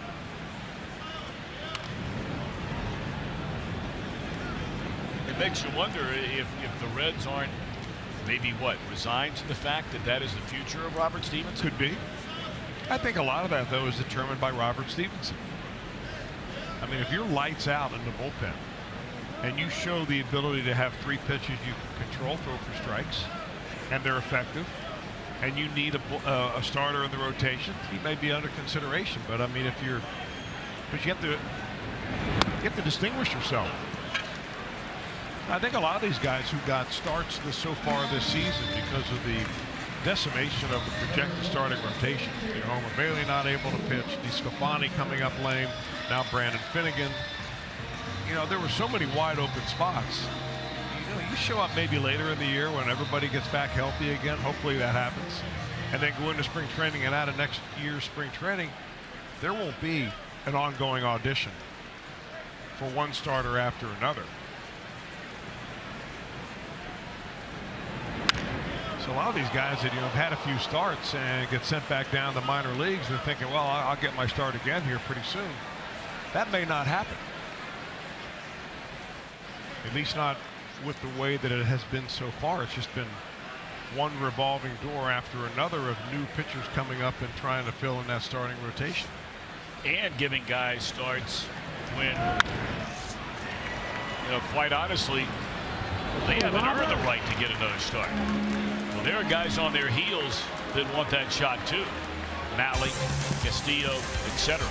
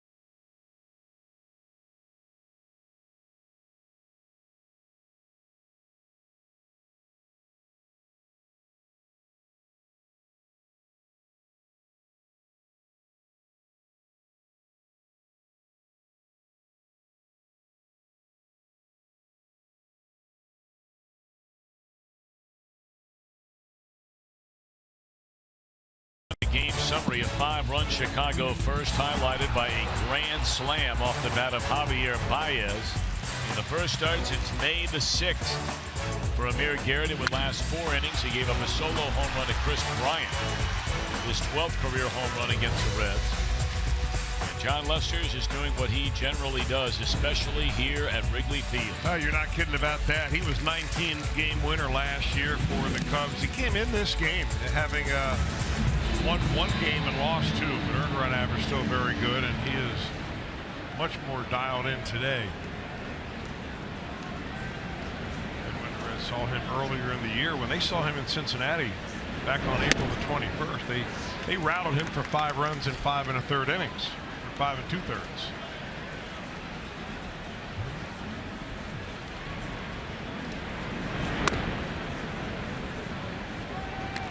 You know, you see Lester in a game like this, and he just impresses you so much. He's almost like a robot. It's just so workmanlike, so businesslike. Gets the ball back. It's the same prep before every pitch. Delivery really under control. And by scoring so many runs early in the ballgame, it really took the Reds' best weapon against John Lester away from them, which is the running game. You don't steal bases and do any daring do on the base pass when you're down by 9. Look at those numbers in this ballpark. 1.6 ERA. Going back to the beginning of last year.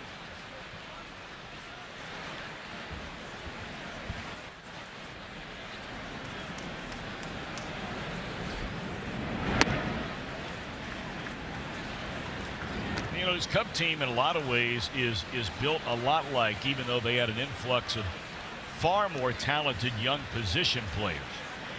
You know, with guys like Rizzo and Bryant, and made a deal for Addison Russell. Baez, a homegrown guy. But they're built a lot like the Giants, where they spent a fortune on their pitching staff. You know, a lot of times Theo Epstein is you know, talked about as a money ball guy, this and that and everything else. And you know, there's no doubt that he's looking for those players that meet some of the criteria of statistical analysis and evaluating players like Rizzo, you know, whom he's acquired a couple of times in his career. But make no mistake about it. Everywhere Theo Epstein has been, and it's not taking anything away from him, because, I mean, your first job, you're the general manager of the Boston Red Sox. You're the general manager of the Boston Red Sox. And you're flush with cash. And you put together a team that wins 2 World Series, and you're spending, you know, back in those days, 120, 130, 150, 170 million dollars on your team payroll. And it's the same thing with the Cubs. They're fortunate right now where some of these young guys are not in line yet for the big, huge paydays. Those guys I just mentioned, Russell, Bryant, Rizzo, their day will come. But when you look at their starting rotation, it was that rotation where they spent a lot of money to be contenders immediately. At the same time, those young players were on the rise and establishing themselves as major leaguers when they went out and spent the big dough on Lester, Lackey.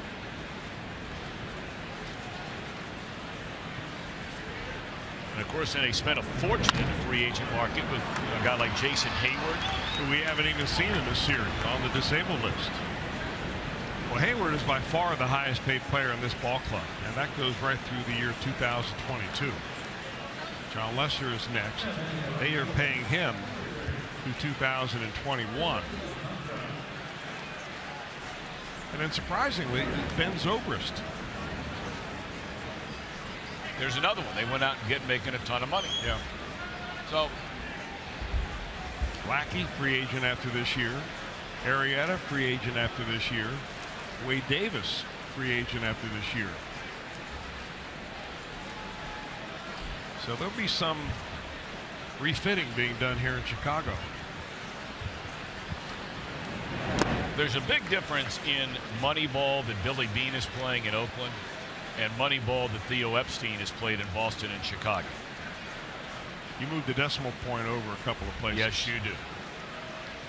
Billy Beane has no chance to bring in Hayward, Lester, Lackey, Zobrist. And none. even and if you evaluate it from this season, You know, if the Cubs feel like they need some pitching there at the trade deadline, they've got the money to be able to take on somebody's contract that may not look good to the source team, but we'll trade him to the Cubs. And I don't want anybody to misunderstand. I'm not saying anything in a derogatory way about Theo. The bottom line is this guy has put together a franchise in Boston that didn't win a World Series forever. They won 2. A franchise that hadn't won a World Series in Chicago forever and a day, and they win 1 here. So he has done an incredible job. Don't get me wrong. Done something no one else has done. That's right.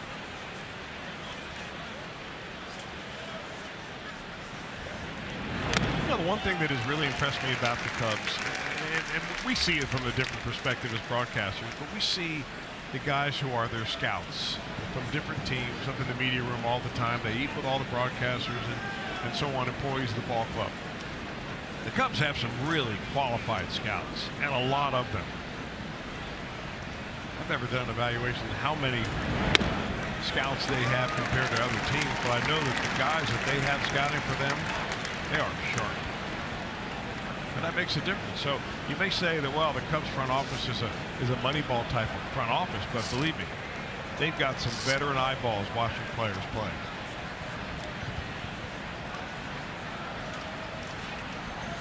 Two on Alcantara, 2-1 and nobody out. And there's a base hit by Alcantara. And they're going to wave around the runner. Throw will go to third. The Reds are on the board. The one-time Chicago Cub, Arismendi Alcantara, who did not get a start in this series, comes up with a run-scoring single.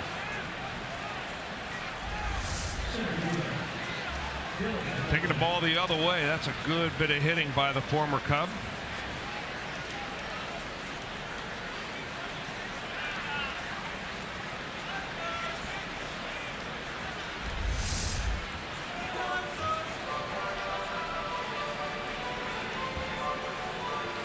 Thought we might see him get at least 1 start, if not more than that, in this series. You know, Dusty Baker used to talk about it all the time. Joe Madden does the same thing about once you get into a very long baseball season, if you can find certain players that might, and the key word being might, have a certain edge about them when facing the other team, whatever team you're playing that day. And in Alcantara's case, a guy who broke into the big leagues with the Cubs, and then they turned him loose. They sent him off to Oakland, and the Reds scooped him up during the offseason. You thought he might come in with a little sort of extra edge about him this week in these 3 games. Joe Madden's coming out to get John Lester here in the 7th. 6+, 1 run so far, in line for his 2nd run of the year. Your Skyline Chilling call to the bullpen will tell you about the Cub reliever when we return.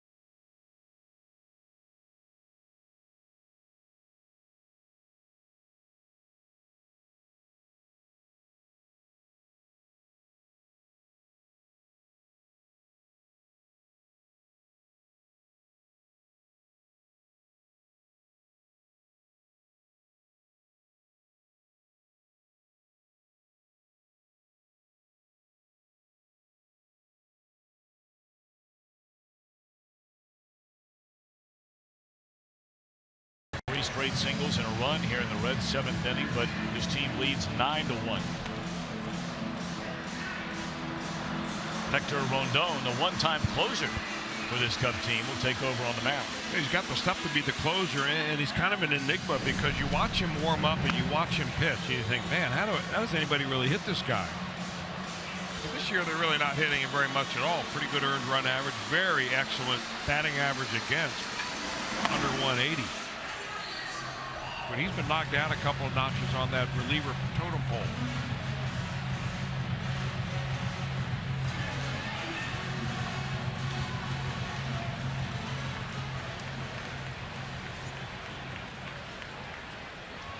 Top of the order for the Reds, Billy Hamilton, the batter, 0 for 3.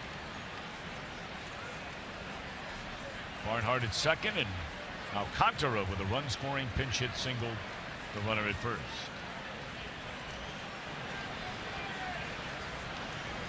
Number of games already completed in and around baseball today. The Pirates beat up Washington 10-4.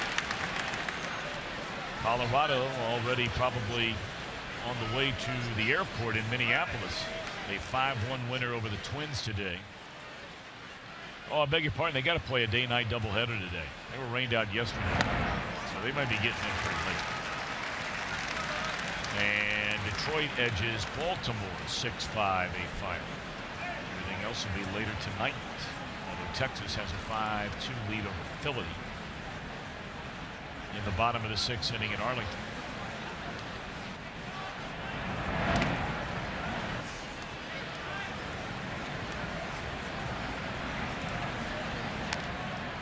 Hey, we were talking about the Hall of Fame earlier and the Veterans Committee and so on, and would you know it, our guy who watches this all the time from his man cave, Hal McCoy, who knows all about the Hall of Fame, obviously, as a member of the Frick Award winner. Or not a Frick Award winner, but the Writers Award. There is no longer a Hall of Fame Veterans Committee as such. They have actually broken it down to 4 different committees. Right. You know, today's game, which is 1988 to the present, then the modern game, which is 70 to 88, the golden era, 1950 to 1969, and then early baseball before that. And they meet every 3 years, and there is no expiration date on the players that they consider. But that's the point, is that when they had their chance, when there was just one Veterans Committee, and I think Hal would certainly confirm this because he follows it so closely. They basically had to do it because the former players were not putting anybody in the Hall of Fame. I see. I mean, it was very embarrassing. So they made the paradise and closed the gate behind them. That's exactly what they did. So, you know, you really, it's like, you know, crying wolf. You don't want to hear the players complain about guys not getting in the Hall of Fame because a lot of them, anyway, had their chance to put other guys in. And a couple of times didn't do it.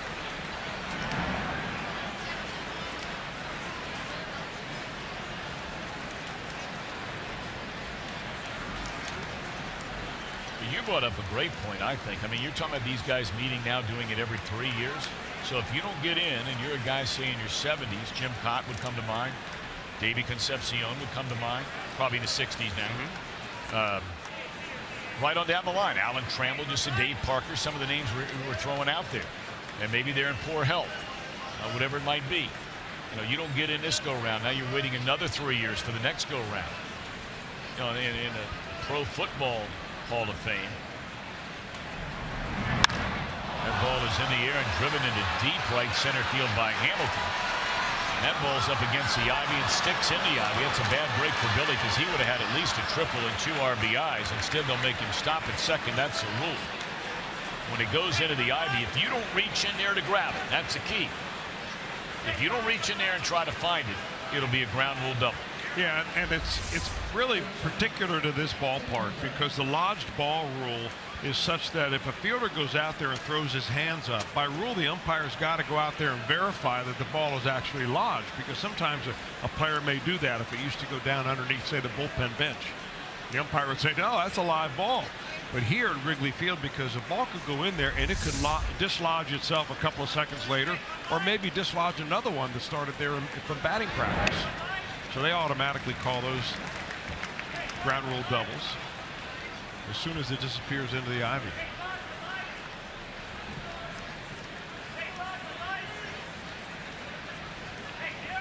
What did a commercial that we saw one time where they pulled Andre Dawson out of there? That'll bring in another one to make it a 9-3 ball game.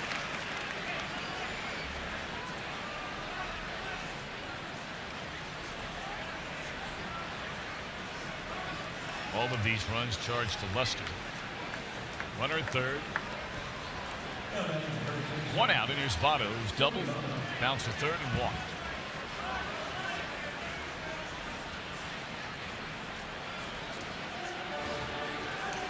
And now Chris Bosio is going to come out of the dugout. I still want to see that race between Chris Bosio and Mac Jenkins. And not really a race, but I want them to, with their normal pace, start at the same spot, top step of the dugout, and then go to the mound. Who do you think that one doesn't have quite the buildup as Billy Hamilton against John Ross. You're right. Or Brian Price and Marvin Lewis. Right. Right.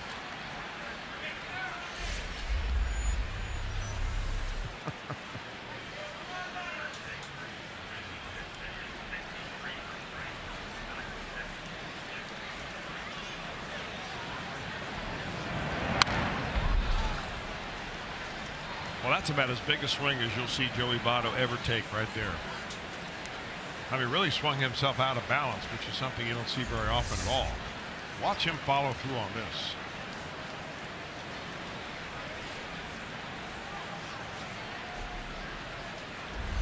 Swing with bad intentions.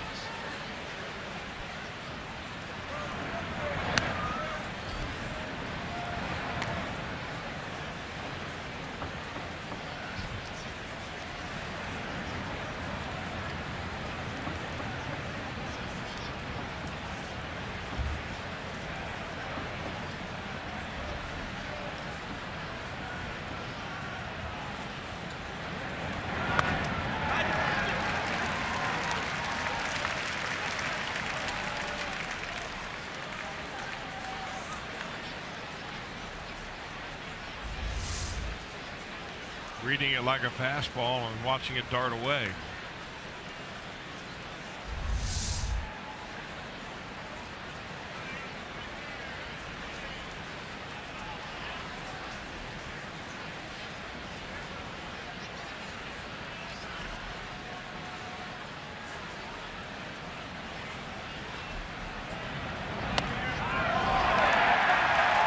Called out on strikes. Has something to say to Ed Hickox.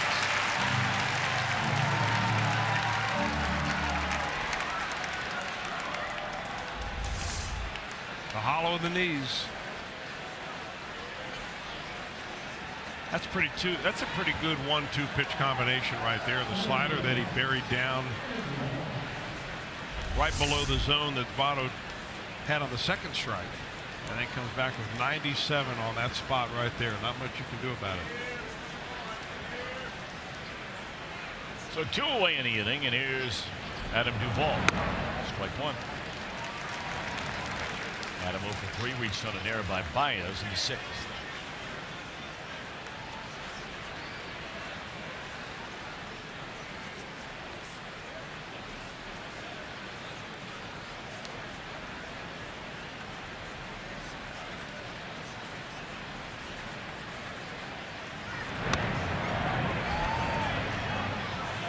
And Rondon wondering where that one missed. A ball and a strike. And Hickox thinking, hey, I just gave you one.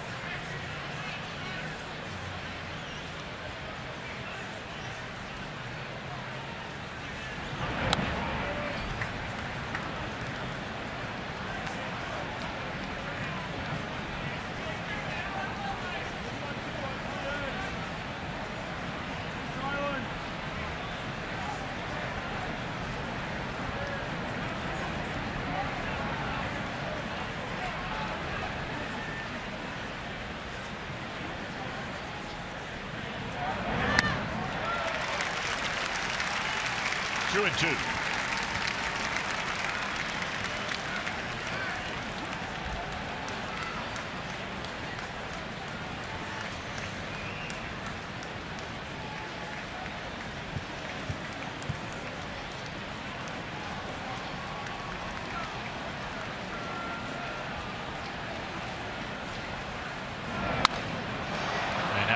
into left center field. That'll bring in another run to make it a 9-4 game. 4 runs here in this 7th inning, and it continues after Duvall knocks in his 28th run of the year.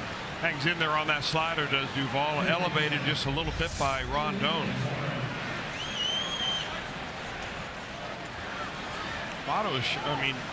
Duvall has shown himself to be so good on that breaking ball. I mean, hanging breaking balls.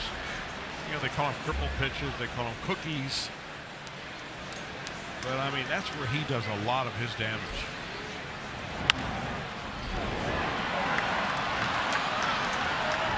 And another base hit, this one by Suarez. Well. Schebler will be the 9th man to bat in the inning.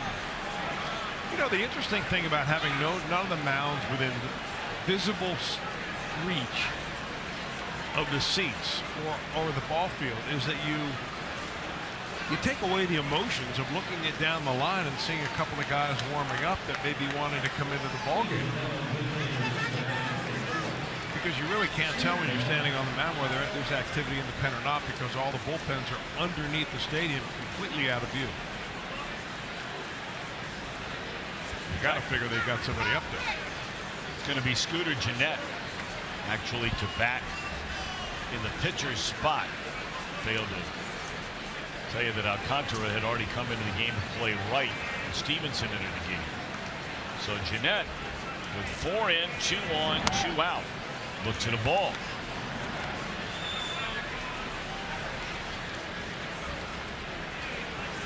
Stevenson, a scoreless inning.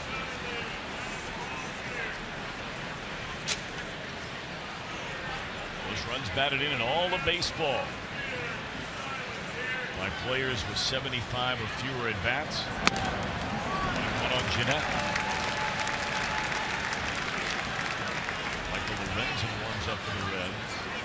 And apparently nobody getting loose for the Cubs. They tell you out there on the board when somebody's warming up. Maybe they just haven't put it up.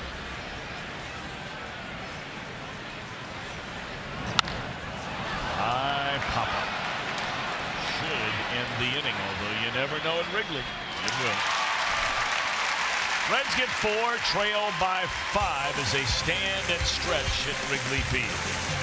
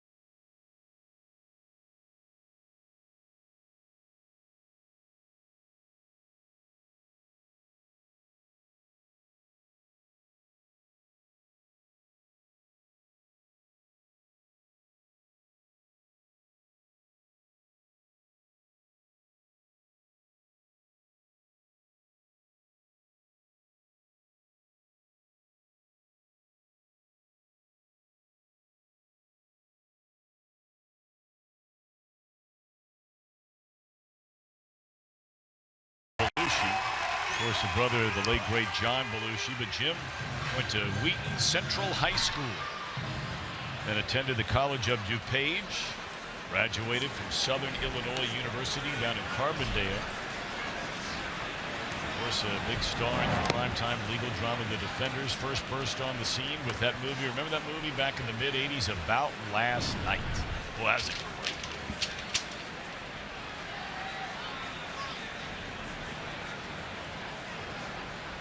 Started his own primetime sitcom for 10 years, according to Jim. There goes another bat. We had one stuck in the netting last night on a broken bat.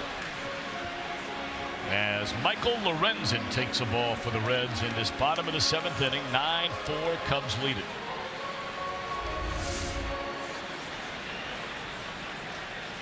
Whoa.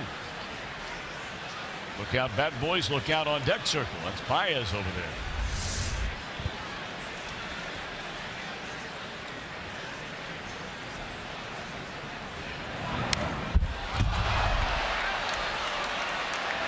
Does it again. Well, you know, Joe Madden said the other day, tongue-in-cheek, about some safety rules that ought to be implemented in baseball. And he was really taking a pot shot at the new slide rule. He didn't think that that's been put into effect is really good for baseball. But one of the things he said is that there ought to be a screen for the guy in the on-deck circle, right? And maybe it wasn't such a tongue-in-cheek comment after all. Baez said, I'm not even taking a chance. Why would you? There's a screen protector. On swinging Russell. Well, I mean, could you maybe explain to me what the importance at the end of the day of somebody being on the on-deck circle anyway? Who cares? Well, I mean, I know they've always done it, but I'm saying really at the end of the day, what is the purpose for it?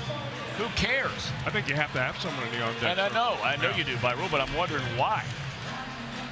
You don't have to put a screen up.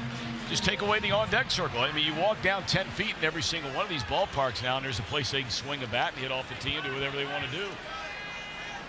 Well, it takes them long enough to get out of the on-deck circle into the batter's box. How much more time do you want to wait? Well put. They'll be in the second stanza of their walk-up song. You're right.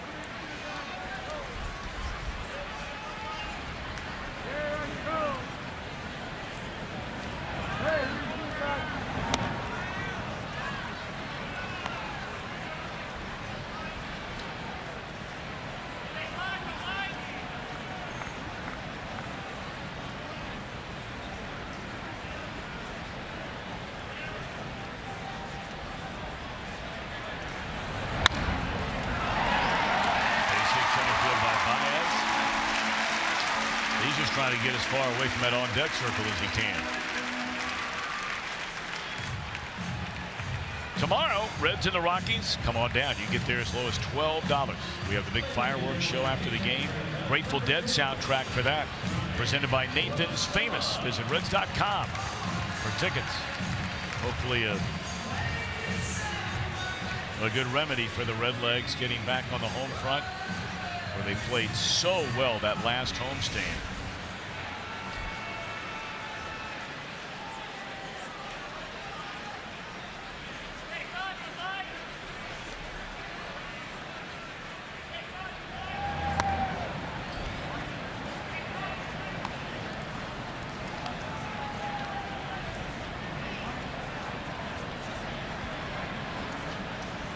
Reds beat Pittsburgh 3 out of 4, swept the Giants 3 in a row, split the 2 games against the New York Yankees.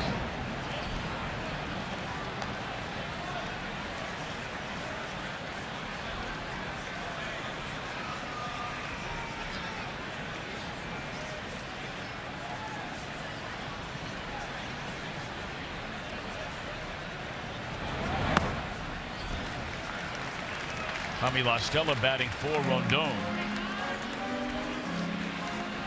Works an inning. Allowed 3 hits. The Reds had 6 hits in that 4-run 7th inning. The Cubs, prior to that single a minute ago by Baez, had 7 hits in a game. But when you get 1 hit with the bases juiced, that leaves the ballpark. You don't need a lot of hits to get a bunch of runs. In fact, the Cubs had that pop-up that should have been caught in the first inning. Here's ball 4 to La Stella. Well, not only the pop-up that should have been caught, but even if you don't make the catch right there, they still had a chance to get the runner at second base on a forced play. Yeah. And that error was more of a mental error than it was a physical error. Of course, the lost pop-up in the sun goes down as a base hit. There were also the 3 walks in the inning.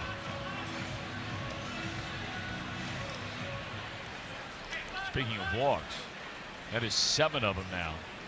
Is that right? No, 8.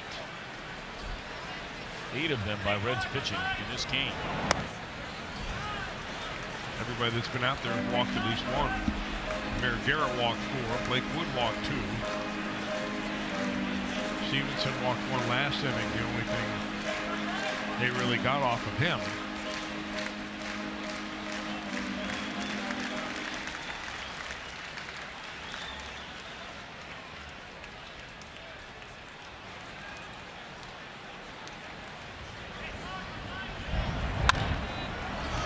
Should be 2 here.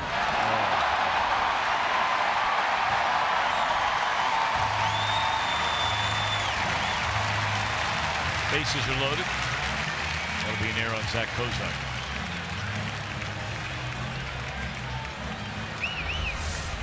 Well, remember this because you never see it. Cozart's one of the more sure-handed shortstops in the game.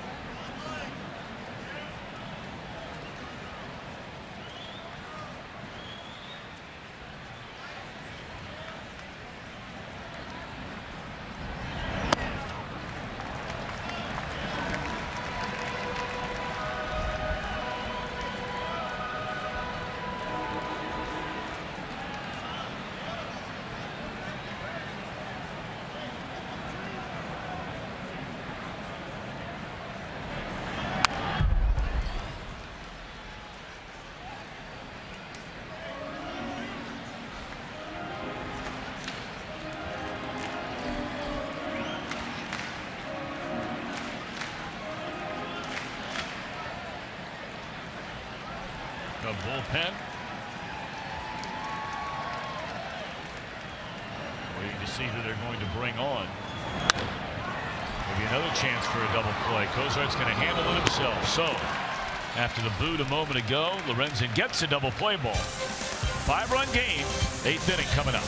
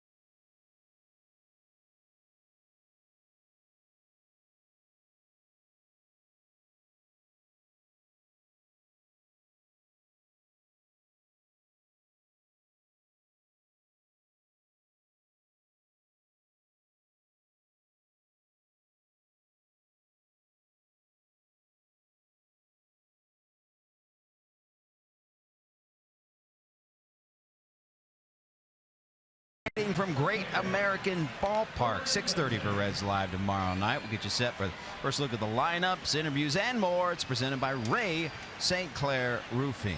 Colorado Rockies come to town, and it's not the Colorado Rockies you might be used to. They're off to their best start through 41 games, 26-15 record after a win today. They will play tonight in a day-night doubleheader. And look at their road record, 13-5, the road ERA. Best in Major League Baseball, and they are 9-0 in one-run games. So they are playing fantastic baseball. That'll be followed by 2 against the Indians. So a quick 5-game homestand against very stiff competition. Indeed they do. And the Rockies will be throwing 3 pitchers that you may not exactly know as household names. Tyler Anderson, left-hander the first game. Antonio Zenzatella, who is 6-1 in the second game, a right-hander. And Kyle Freeland, a lefty, in the third game against Bronson Arroyo on Sunday. This is Brian Dunsing out of the Cubs bullpen. Carlos Lester and then Rondon. 9-4, Chicago in front. We're in the 8th inning.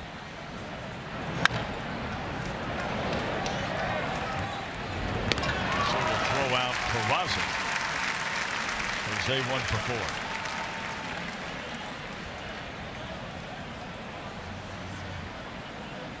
Take a look at this guy. That's a crane next door across the street on Clark, where they are building a brand new hotel. That almost looked like my dad in there for a minute, didn't I it? thought, you know, he's got a shirt that looks just like that. I don't know if he's the kind of guy that would climb the ladder to get into the cockpit up there. There's no chance that would happen. You ought to see the ladder to get up there. We didn't see any other way, you know, not like an elevator or something like that that went up, even as part of that thing. You know, sometimes you'll see some of those that can go up and down, but when you and I were looking at that earlier today at lunch, that looked like about a 5-story. We'll see it here in just a second as we pull out a little bit. Right there along the side, you can only see the very top part of it, a ladder that goes all the way up there. What do you think?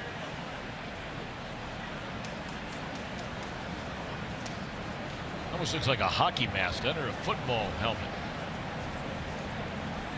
I wonder if you can see a little of the game from up there. That's a good question.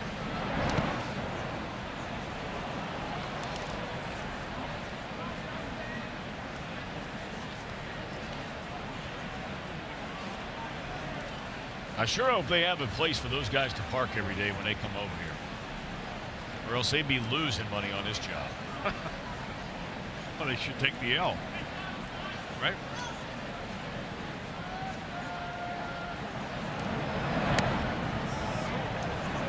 Man around game day.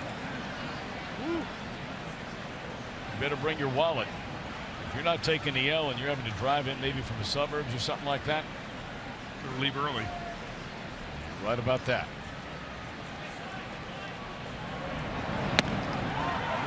Went 3 call to Tucker. He knew it.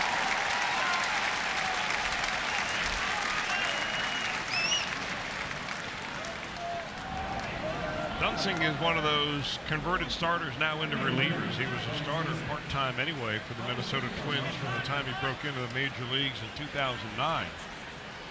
For about the first 4 or 5 seasons, and then converted solely to the bullpen.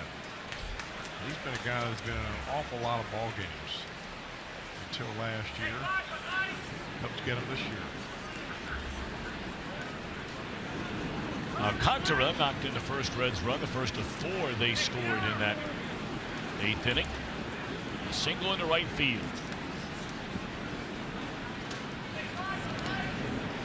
Only 34 at-bats for Alcantara over 7 weeks of this season. Have the hits in 7 straight trips, made a couple of outs, comes up with a big hit to knock in a run today. Big hit for him. I mean, when you're never playing, they're all big hits when you have 34 at bats. So on base percentage, though, up over 340.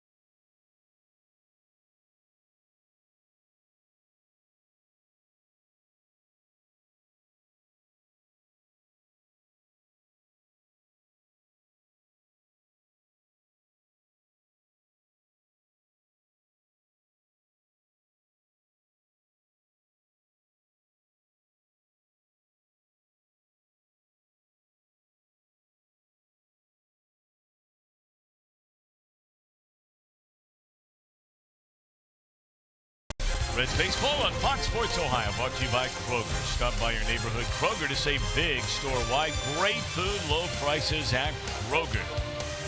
By Cincinnati USA Regional Tourism Network. Stay close to CincinnatiUSA.com. And by Toyota. For over 30 offers, visit buyatoyota.com. Toyota, let's go places. That used to be a player parking lot. And then a part of a fans parking lot. They had a Yum Yum Donuts there across the street of McDonald's.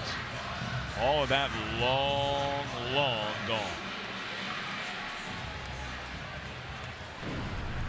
Drew Storn worked an inning here last night. So Lorenzen goes an inning. A hit, a walk, no runs.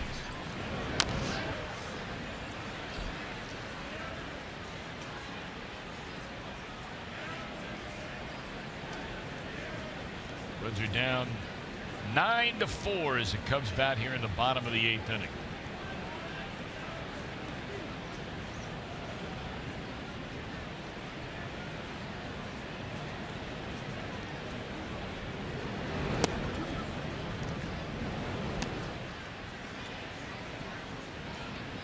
Storn has been pretty much as advertised when the Reds signed him as a free agent, as one of the few veterans down there to kind of solidify the bullpen of young arms. He's only had one really bad outing, and it was really kind of a weird outing against the New York Yankees when he hit 3 batters in 1 inning, ended up giving up a couple of runs in that game. Other than that, he's been very tidy. He's given up 1 home run.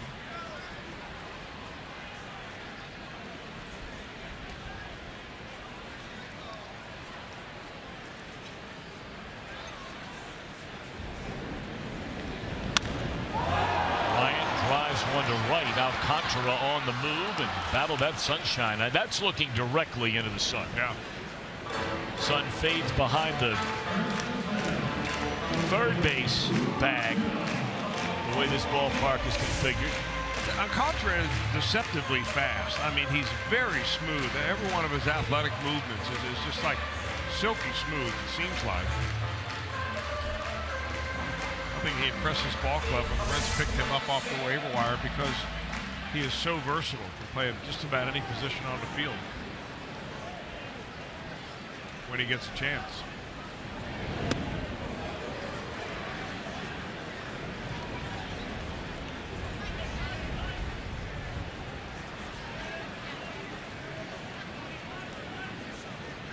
Rizzo, 1 of 3, had that pop up on a play that wasn't made and turned out to be a huge play in the 5-run first inning. Scored a hit. He's bounced out twice and drawn a walk.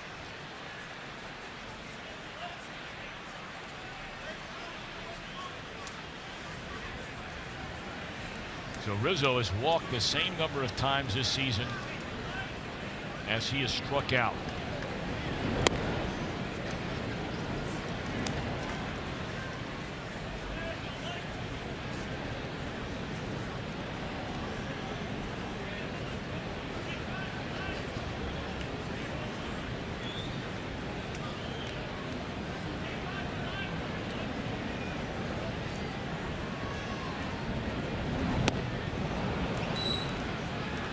Our producer Josh Hall of Reds Baseball, our director Roy Alfers, associate producers Lauren White and Matt Sigafus, and our entire Fox Sports Ohio crew here on site at Wrigley Field in Chicago, including Jose Joe Cornejo, longtime friend, and go all the way back to the days we worked together at WGN in Chicago. Still going strong here in the Windy City.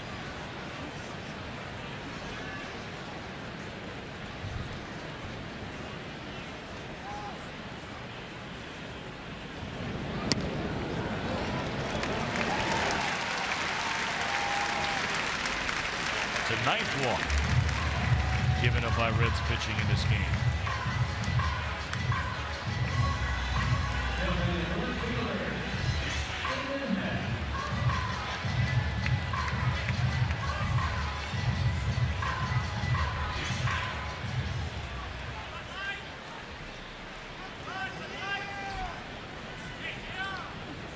see Bearcat Ian Happ.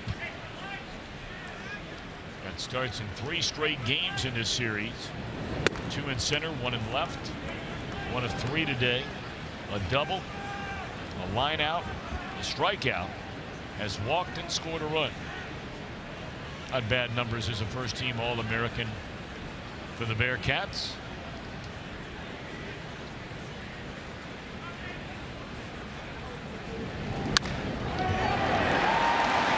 Big shift on him, and he slaps it the other way. His second hit, 3rd time on base. He's been pretty impressive. Had a couple of home runs the other night, by one of them going the other way with the wind against Bronson Arroyo. That time he just waits a long time and slashes it by the third base bag. Nice kid too. Just had such wonderful words from his experience at the University of Cincinnati. Of course, the coaching staff has changed since the time that he was recruited as a high school player in Pittsburgh, but could not say enough good things about Brian Cleary. And J.D. Heilman. They have a beautiful field over there. What, Johnny Bench Field, Marriott Stadium, is that what it is? Either that or the other way around. Yeah. On Glen Sample Way. Yes, beautiful. They've done a great job, all their sports facilities over there, building the bubble for the football team, and of course the remake of Nippert. And now the huge makeover of the basketball arena. UC is going to play its home games this coming season over in Northern Kentucky at Northern Kentucky University.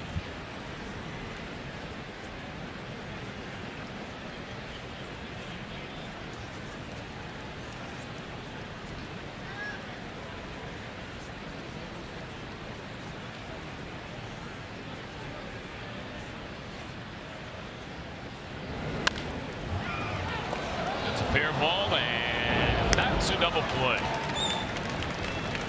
So the Reds will bat in the 9th. One more shot at him. Trailing 9-4.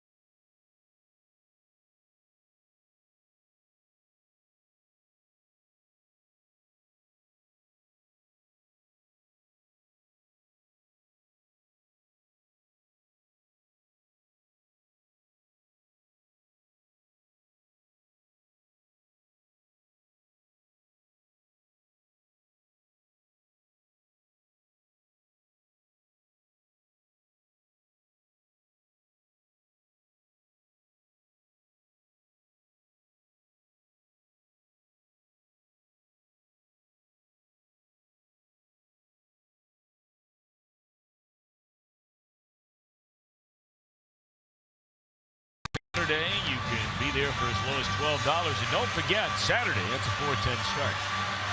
First 20,000 fans in attendance receive an Adam Duvall bobblehead thanks to St. Elizabeth Healthcare.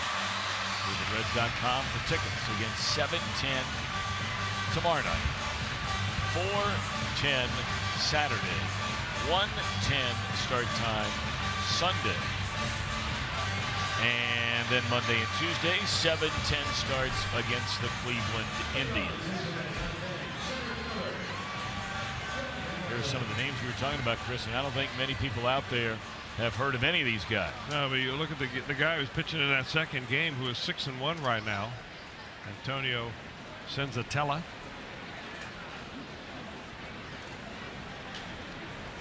like usual, the Colorado Rockies will bring some guys in that can hit the ball. Mark Reynolds having a really nice year for him. I've always thought that Colorado would be the perfect landing place for Mark Reynolds.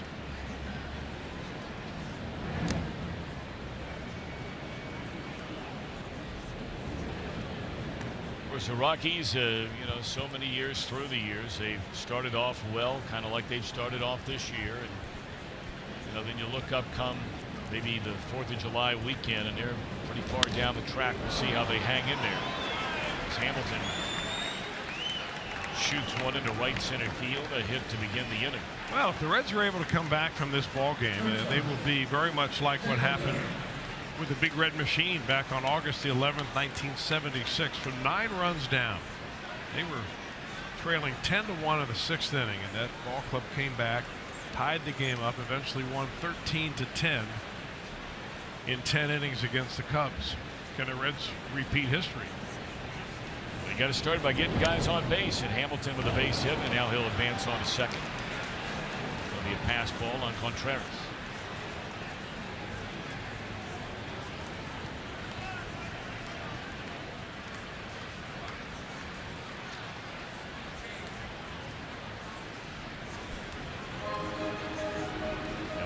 Second, they're going to make sure they go through the signs. Dunsing at a 1-2-3-8.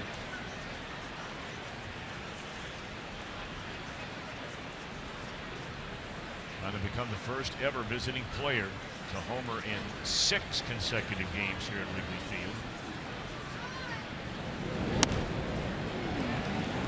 Oh, that's about as demonstrative as Zack Cozart will get, but that pitch looked way upstairs.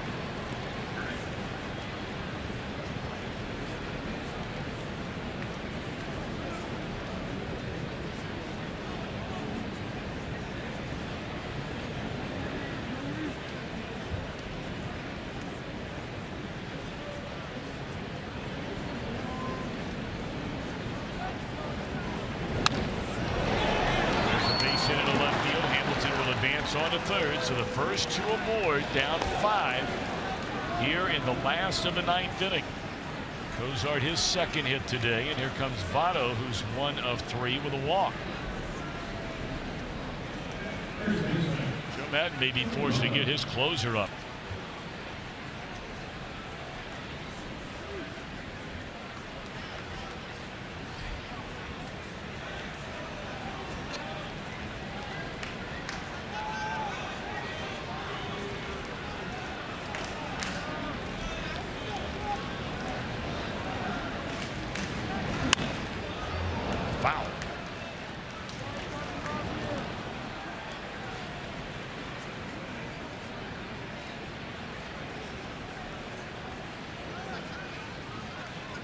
Koji Uehara getting loose now in the bullpen. He's not their closer. Wade Davis is.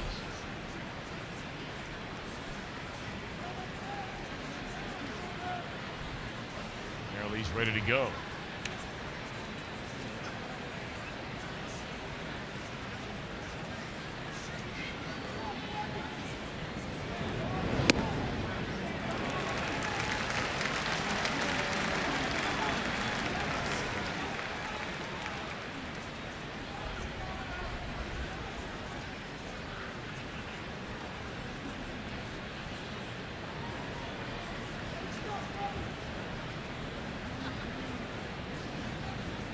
And 2-1 Votto. The outside corner.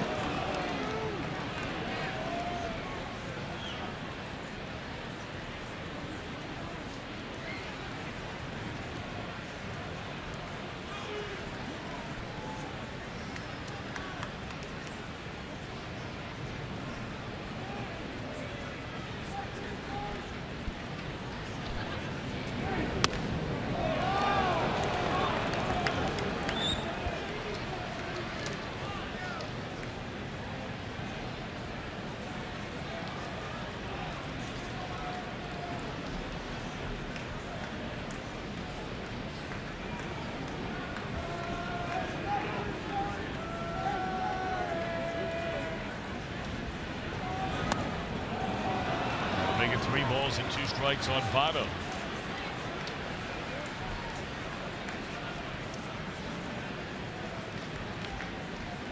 Well, there's that.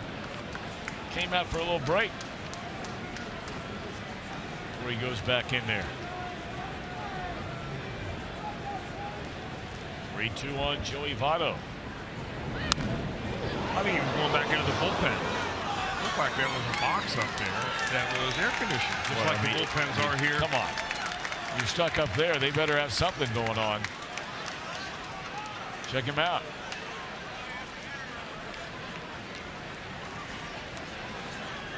Might be wrapping it up for the day. Yep. See if he crawls down that ladder. There he goes. Oh boy. So they're loaded with nobody out here in the 9th inning.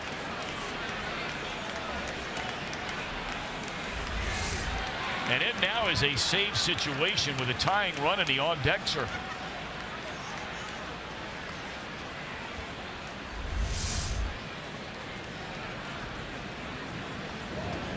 That's going to be all for Dunsing. He allows single hit batter. And he leaves Koji Uehara. This game is not over yet, boys and girls. We'll take a commercial time.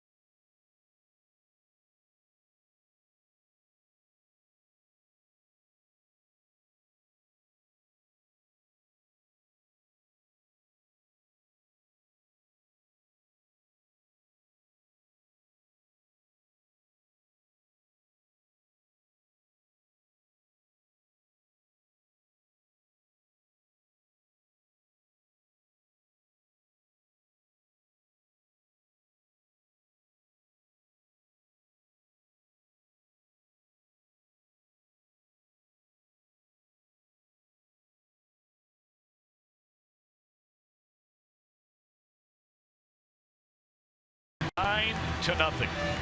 They scored 4 times in the 7th, but in the 8th was set down in order. But now here in the 9th, they chase Dunsing from the game after 2 hits and a hit batter.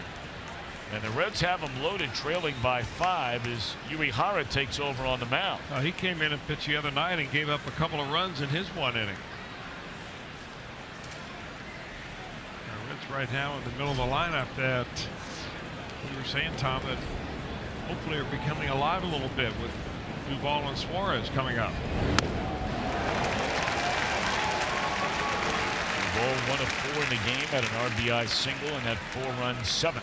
You might recall Uehara, he's not an overpowering pitcher. That fastball you just saw in the 80 mile an hour, 85 to 87 mile an hour range is normally where he is, but he gets hitters out with a splitter, a split finger fastball that is a very good pitch.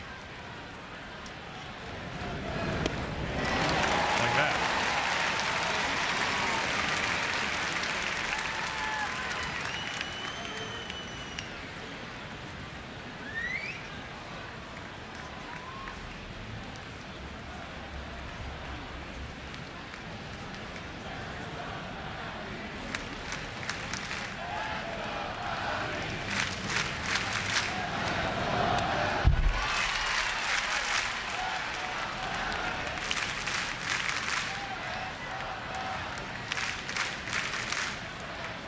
Certainly not a majority, but a large number of folks have hit the streets here at Wrigley Field. They have not played a single home game, we were told after the game last night. They have not played a single home game this year in less than 3 hours and 10 minutes.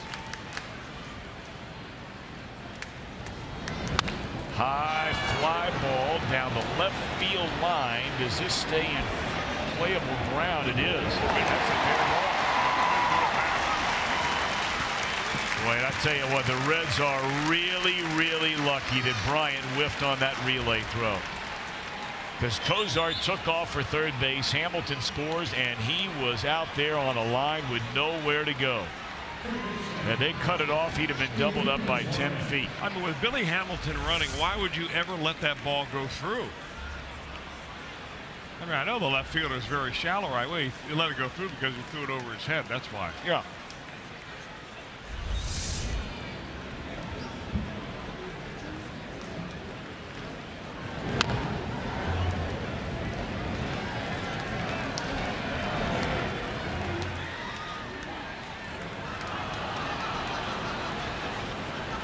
So 1 run in to make it 9-5. Here's Suarez, who has 2 hits, a double, a couple of strikeouts, and a single. Stuart Turner standing in the on-deck circle.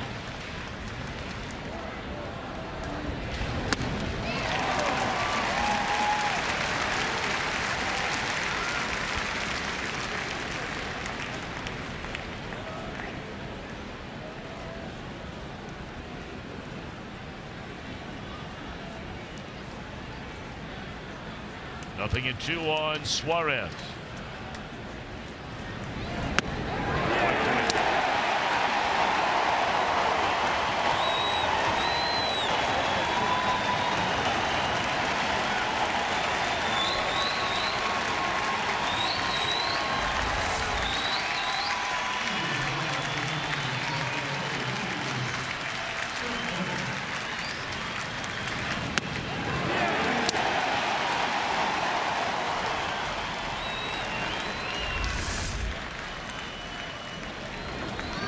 Has come in and retired Duvall and Suarez, and now Turner. Strike 1.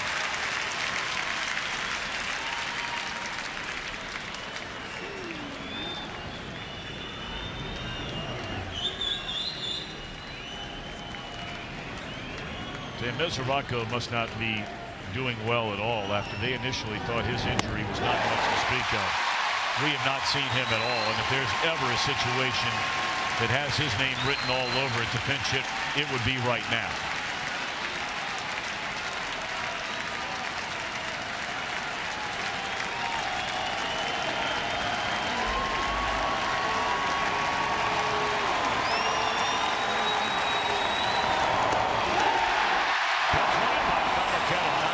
And they sweep this series 3 in a row. So the Reds won the first game and lose 6 straight to end the road trip. We'll be back with more in a moment.